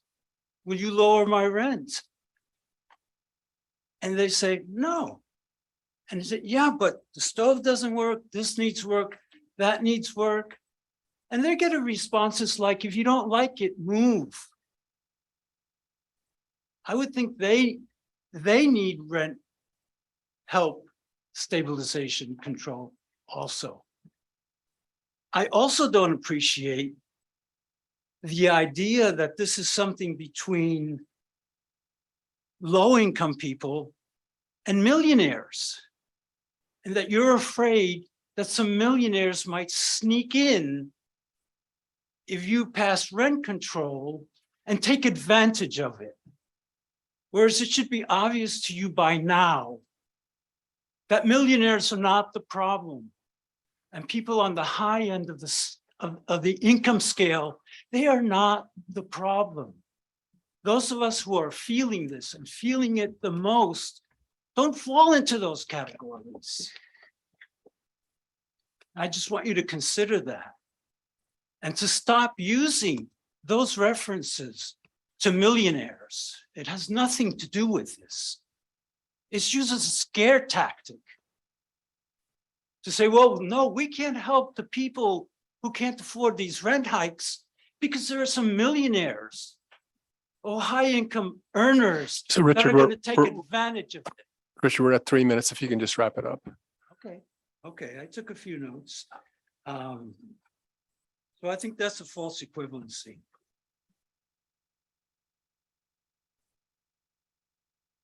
Just let me make sure I covered what I wanted to cover. I think I have covered it all. Great. Thank you very Thank much. you. Okay. Okay. I did want to get to Zoom. So is there anybody else here who wants to speak still? And if not, we will come back. So seeing nobody at the moment, Allison, do we have anyone online who wants to speak? We do have raised hands in our audience. Councilmember Haroff's hand is also raised at the moment. Okay. Councilmember Haroff, we're still public comment. Is your hand up for a reason or? Okay, I think he might have kept it up from before. Okay, so who's our first speaker from the online? Our first comment will come from an anonymous speaker. Okay, welcome. Hi there. Is that me? Yeah, we hear you. Oh, great. I'm the first one. Okay, hi there. My name is Anne. I'm a long-term resident at Larkspur Courts. I have been a property manager, leasing agent since the early 1990s. I'm feeling a bit wary that the focus is only on Skylark and their very low income folks and the financial assistant programs for them who can't afford the 10% rent increase. And other people have just mentioned this, but there's been no mention of low to moderate income families or individuals. These are the ones who don't qualify for the financial assistance. These are the regular nurses, healthcare workers. I mean, across the board, the lower middle class. They are seriously thinking they're not going to afford any more 10% rent increases and will consider moving out of Marin County, Bay Area, California altogether. It's not sustainable. This is your main base of renters. This is what I've seen in property management, low to moderate individuals and families. They're paying these high rents, but they're not going to pay these massive rent increases anymore. 10% is massive. So I wanted to go on just a little history of rent increases that I've noticed as a property manager leasing agent. Before the mid-2000, landlords only gave rent increases around the CPI, Consumer Price Index, and this was around 2 to 3%. After the mid-2000, landlords started giving high to massive rent increases, and this is before COVID. They were pushing the limits, just as they did with the high rents. And now these high rent increases are the norm, no end in sight. We have to realize that these landlords, big, medium, or small, have always made their profit by the property value appreciation of their apartment/investment, not by rent increases. The property value appreciation is the profit that a landlord makes. It has always been this way. Just like a homeowner's home appreciation is their 401k, their rent, their retirement fund. The increase in market value of a property is well above the amount of money rent increases bring in. So when you increase rents overall, then the landlord is making excess profit across the board. And we're out of time. Can you? Oh, okay. Okay, renters should not be made to pay for measures designed to increase the property asset value. The renters, have no ownership stake in. Thank you, Ann. All right, thank you. Okay. Next speaker, please. Next speaker will be Mary Beth Pascal. Welcome, Mary Beth. Hi, I guess you can hear me. Yes, we can. Okay, Mary Beth Pascal. I live in Skylark Apartments for over 40 years. And what I think is really strange is that people of middle income are being suggested that they need assistance to pay rent. That just doesn't, make sense to me. Or have affordable housing. I work full time and I can pay rent, but as people have said, I can't pay the exorbitant sum that they are asking for. And, where in the world do middle income people need assistance to pay rent? It just doesn't make any sense at all. And of course, as everybody has says, it's pushing out the middle class. There's no room for the middle class here. Okay, there's, the middle class people will come in during the day and work. There'll be your hospital workers, your teachers, your law enforcement people, and then they will leave Larkspur and go home to wherever they are at night because they can't live here. And those are the people that Larkspur community depend on. all the time. You know, who's going to teach your children?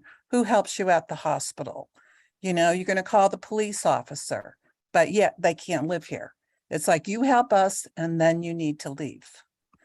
So there should, I feel like middle income people are just being moved out of Larkspur, unfortunately, and it hasn't, you know, always been this way. And if Prime didn't come in and do this, we wouldn't all be here. Would all be doing something else.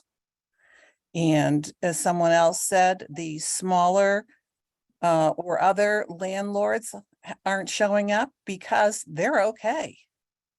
Otherwise, they'd be showing up.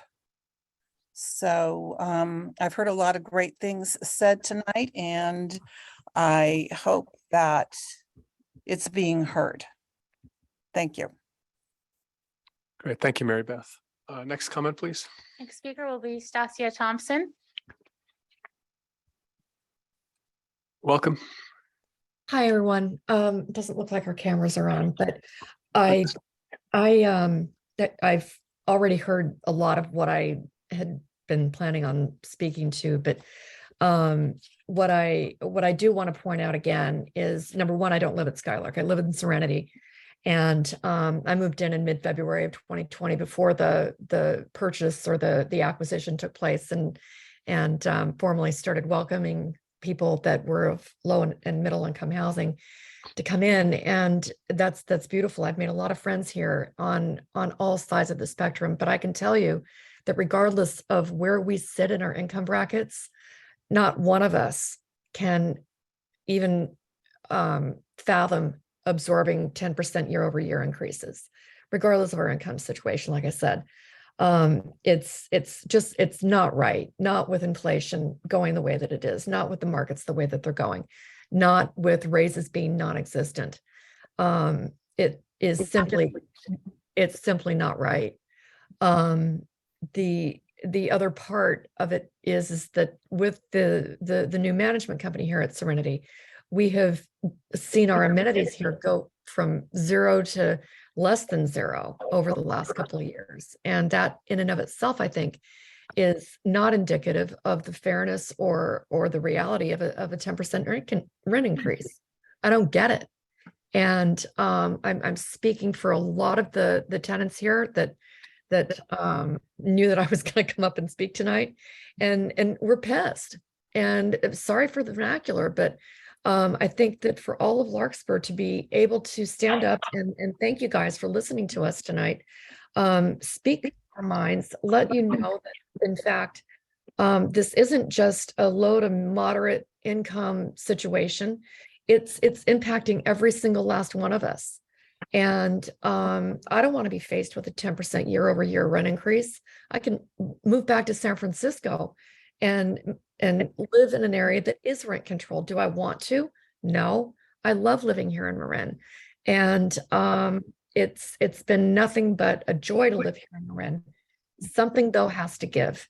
And I'm asking you guys to please consider every single thing that you're hearing tonight. I hope that we can make some movement on this, and then also understand that there are those differences between rental ordinances and rental assistance. They're two completely different and distinct types of situations that I think are being considered tonight. So hope that adds some clarity, and thanks again for listening to us. Great, thank you. Next speaker, please. Next speaker will be Stephen Rajinger.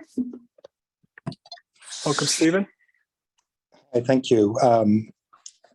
My name is Stephen Ranger. I'm a resident of Larkspur and a homeowner and a staunch affordable and supportive housing advocate. I want to support everyone who's spoken today, from the chamber, seniors who are finding it difficult to stay in the homes they've lived in for decades, renters who are having a hard time making ends meet and working paycheck to paycheck to be able to live here. So it's time that Larkspur adopted a multi-pronged approach to rent control, eviction control.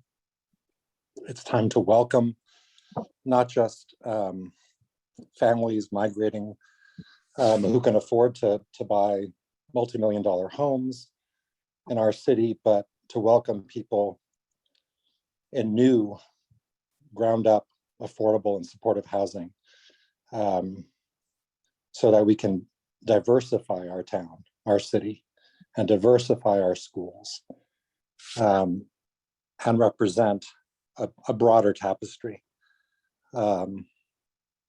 That's sorely and sadly missing in our community. Thank you. Great. Thank you, Stephen. Any other speakers online? Looking for any additional raised hands in the Zoom audience. There's no further comments. Great. Thank you. So I'll bring it back one more time to the chambers here. Anybody here want to speak? Dorothy, I gave you 5 minutes. Come on. 1 second. Does anybody else want to speak? All right, Dorothy, you have 1 minute.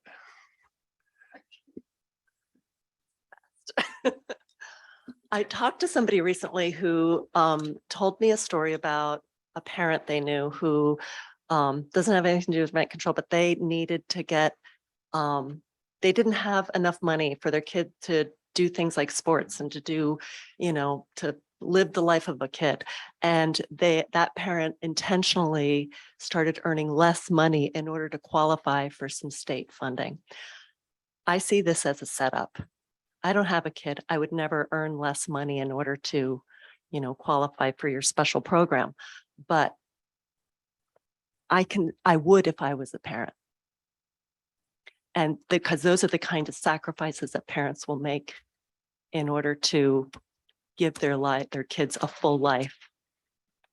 So please don't set them up. Right. It's a good point. Thank you, Dorothy. Okay. I think we're going to close public comment now. So we'll have this meeting again next week or in 2 weeks, I'm sorry.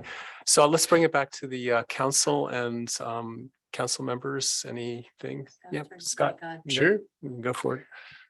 All right. Let me start with the gentleman who called me out on the millionaire comment. Thank you. I'm sincerely glad you did that. Let me explain where I'm coming from. I'm trying to help people who need to be helped. I'm trying not to do something that's going to have a negative impact on this city that I love. I have a friend in San Francisco. He's in a rent-controlled apartment. He doesn't need rent control, right? He sold his business, he's retired. I'm like, why are you staying there? He's like, well, because I'm saving $1,500 a month on rent by staying here. I am from New York and they have rent control in New York. And in a lot of ways, it's a disaster, in the sense that there are people who hand their rental properties down to their kids and they sublet it out to other people because it's so far below market value that it's an asset, but it's going to people who don't need it, and it's being abused. I am also concerned that we need housing in Larkspur. We need to develop additional housing. And I'm concerned that if we do something that's going to make our city less hospitable to developers, to people who, people don't develop properties out of the goodness of their heart. They do it because they want to make money, right? And if there's not an incentive for them to do that, I am concerned that we're not going to get the people to build the extra housing that we need. So I'm torn because on one level, I completely agree with rent control and I completely agree with everything that everybody is saying. that people should be able to have security in their homes. They shouldn't have to. I realize I am fortunate in the sense that I have a fixed mortgage where I live, which is my rent that goes to the bank, but it's fixed. You know, for 30 years, it's not going up.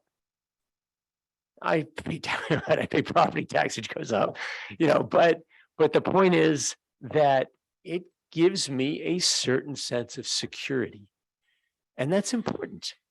And I think everybody should have that. I don't want to do something that's going to have negative consequences. So I'm in that place right now where I'm trying to find the best way to handle this complex situation. And that's why it's taking us this long, because we're exploring lots of different options.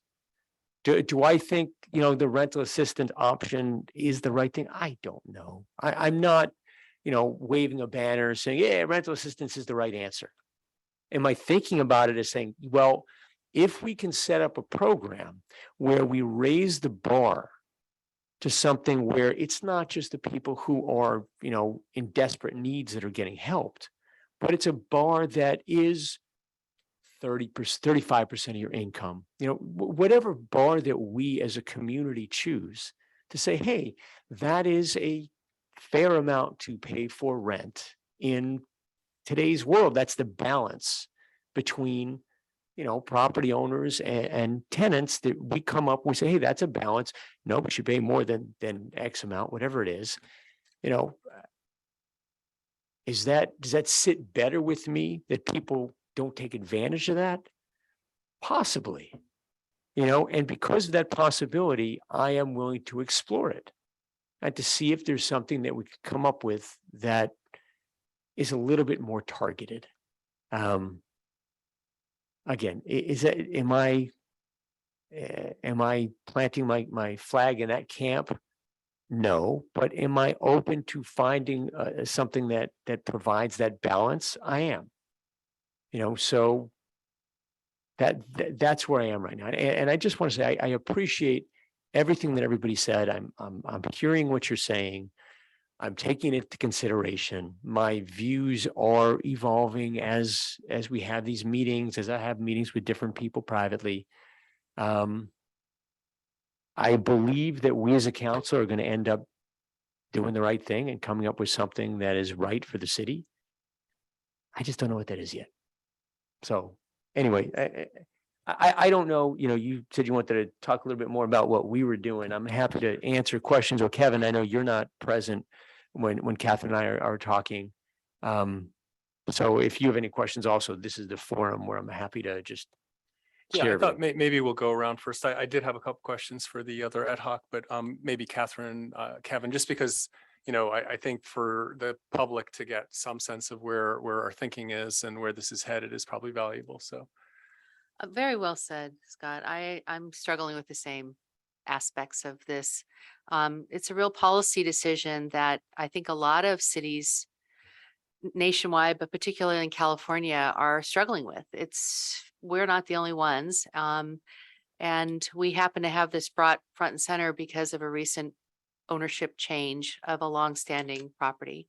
But a gentleman asked if we are talking with other large property owners in Larkspur, and yes, and there is another management company that has almost 700 units, and no one has appeared in front of us from that management company or written a letter that they're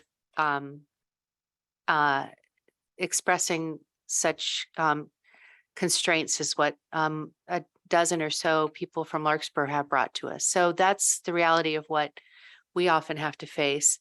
I encourage everyone to read the public comments that come in from small property owners in Larkspur and Greenbrae who may have 16 units or 5 units or 8 units, and they're not experiencing the same type of situation with tenants having difficulty with their living arrangement. So, and we also are hearing, and the reality is someone mentioned that the Santa Monica attorney who was in front of us representing the management company, And a reality is litigation is often something that follows policy changes that are massive like this within a jurisdiction. And we'll all have to navigate that. And a city will have to navigate that. And it may be timely and extremely costly. And that's something that we will all pay for. So as we balance benefiting for a few that, and for maybe many renters, there will also be a cost to property owners. There'll be a cost to future tenants who may want to live here. There'll be a cost to potential litigation that all of us will have to absorb as taxpayers. So it's not, well, my heart goes out to people who are struggling to live within a community that has had this dramatic change. There's a lot of nuances to any policy change like this. And I think I echo Councilmember Candel's really wrestling with where we create policy that helps many, but we have to look at the benefits and the pros and cons to all. And we're not there yet. I think a lot of the information that we've received tonight is helpful. There's a lot of online comments that were submitted that are also important to read. There are also comments that come to me as a council member that walks down the street and sits down with people that aren't necessarily in the public record that I have to balance. And many of them are longtime owners of property within Marin who say, we do something like this, they're going condo, they're taking it off the market. They're not going to deal with any of this stuff. And that's a fact that we can see in other communities too. And then do we hurt future renters because suddenly a tenant that has been renting for $3,000, let's say, or $2,800, it goes to a condo conversion and that one sells for $3 million. I mean, that's the economic facts that I have to struggle with too. And we have limited supply, we have limited stock. We're a very desirable place to live. And there are investors who have buckets of money who will come in here and buy a unit that's 16 units because that property owner wants to sell because they don't want to deal with a city's restraints. And they'll take $5 million and walk away or whatever it is, and that becomes a condo. And then suddenly 16 families are off the market.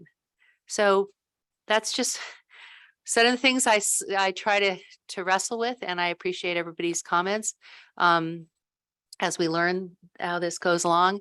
And I'm not committed one way or the other yet, but I just want everybody to know that we are a conscientious group of residents here. We don't just walk into this not having feeling the respect and commitment to community, which we all do. And we take this role very seriously and we read everything and try to learn as much as we can, because these are policy decisions that, like the old Bible, Solomon has to cut the baby in half. Somebody's not going to be happy. And a lot of people are not going to be happy, or a lot of people will be happy. But our role is not necessarily to create happiness. It's to create good public policy that benefits the majority of the residents and taxpayers. So there's my speech for tonight. Thank you. Great. Thank you, Councilmember Way. Kevin? Well, I'll be brief.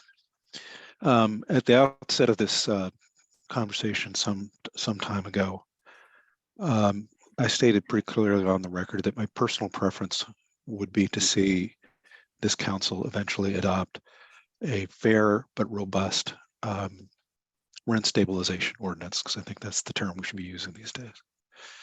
I haven't changed my personal view on that at all. But I do want to remind the public that because we don't all agree on that topic, we now have two committees, ad hoc committees, to consider two different options. And I'm on one of those committees for a reason. I hope that is the outcome we come down with, but we have to have a discussion with everyone on the council before we decide which route we take. I am convinced that a good, efficient, and fair rent stabilization ordinance can be developed, and we're going to try to see how we can do that.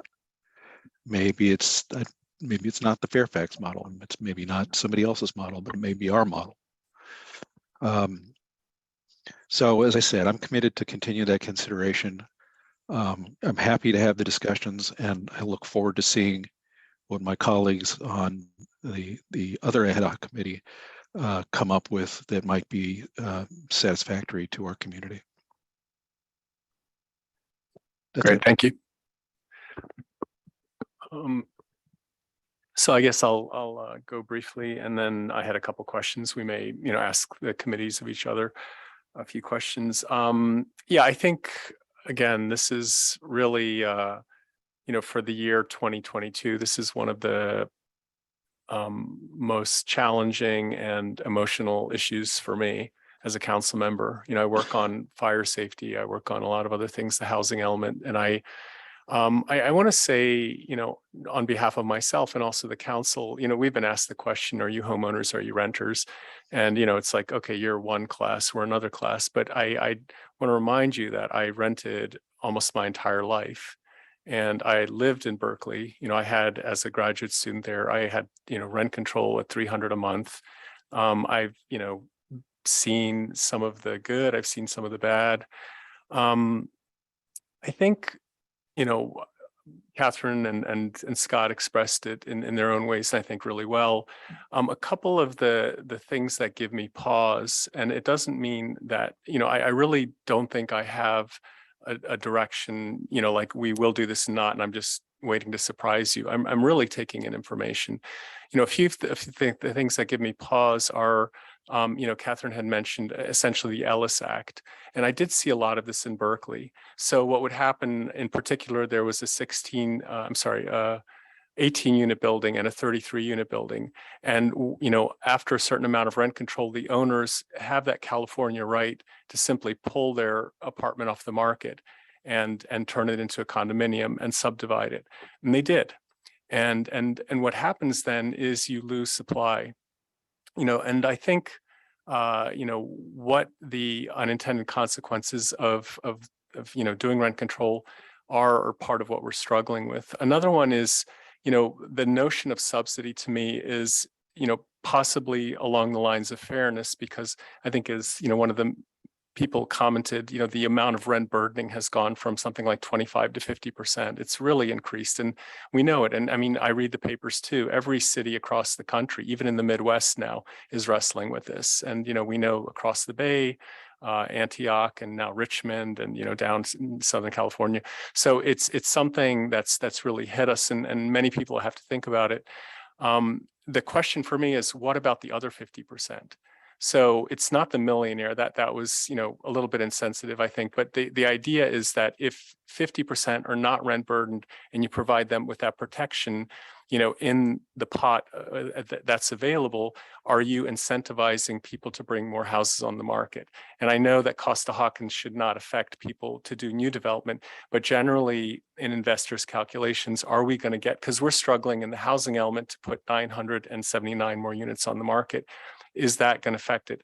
I don't know. I mean, I've had a lot of people give me answers like, I clearly know the answer. Here's a study. I'm as yet, the jury's out for me. I'm still trying to understand that. And then also, I think what I really want to see is anti-displacement. Those of you who said, I've lived here 30 years, I've lived here 50 years, I'm a member. I want you to be a part of this community. That's, part of what motivates me to be here. The question I have is, if we really protect incumbency, do we deter newcomers? So we want, more people of color to move in or something. Once those units are locked and that, what's going to allow new people to come in? And when you move out, vacancy decontrol bumps it to a high level, which is unaffordable. So again, I don't have an answer. I'm just trying to confess to you the things that cross my mind that don't give me a simple response right away. Two more thoughts. One is, when I think of rent control, I also am trying to be a little bit more, nuanced as to strict rent control and moderate rent control. So the suggestion has been made often in public comment do 2/3 of CPI or 5%, whichever is less. And that's a, you know, well-articulated position. There are many municipalities that do differently. The entire state of California says 10% is okay, which we're finding is not. I mean, that I don't think that, I think, you know, we are in an unprecedented time of inflation. It's the first time in 40 years we've spiked. Next year with the Fed increase that happened today, it may go back down. So it's hard to write policy on this, you know, incredible spike of inflation. But anyway, that's, I'd say, two lacks. But where can we go between what AB 1482 does and the strict? Is that going to give us a balance where people still can have some housing security and there's incentives out there and things don't go condominium and so forth? I don't have the answer. I'm struggling with that. And so, you know, finally, I think I want to, first and foremost, I see many of you here meeting after meeting, and I really feel that is a good sign. I mean, you guys are here, you believe, you care. We're trying, you're trying. You know, I'd say let's stick with this and continue the dialogue.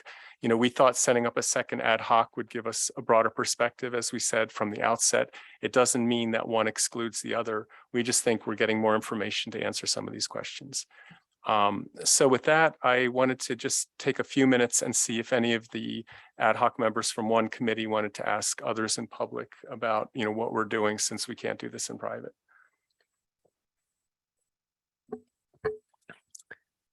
Is there a possibility of a broad-based rent control that has some means tested quality to it? Is that a possibility? Yeah, I'll let the city manager give the first answer there. Haven't come across an example, I think, because the administrative burden is beyond the capacity of most government entities, because you'd have to start collecting and doing the means-based testing. So every example I've seen is just broadly applied across the city. Yeah, and I'll just add that I've looked and really tried to study 10 municipalities, including some of the ones I mentioned, like Antioch and Bell Gardens and Los Altos. I haven't seen that either, but there are many different ways of doing this. Any other questions? I think just something I wanted to reflect on our first meeting, ad hoc committee B, with the management, was that we had a conversation about trying to destigmatize asking for assistance. And I think that's something we all need to learn, not just in this role, but probably COVID and the needs that a lot of businesses had to ask for financial assistance and to ask for rental assistance brought home how important it is that they have these backup plans, and that it's okay to research what they are and to ask for help when people need help.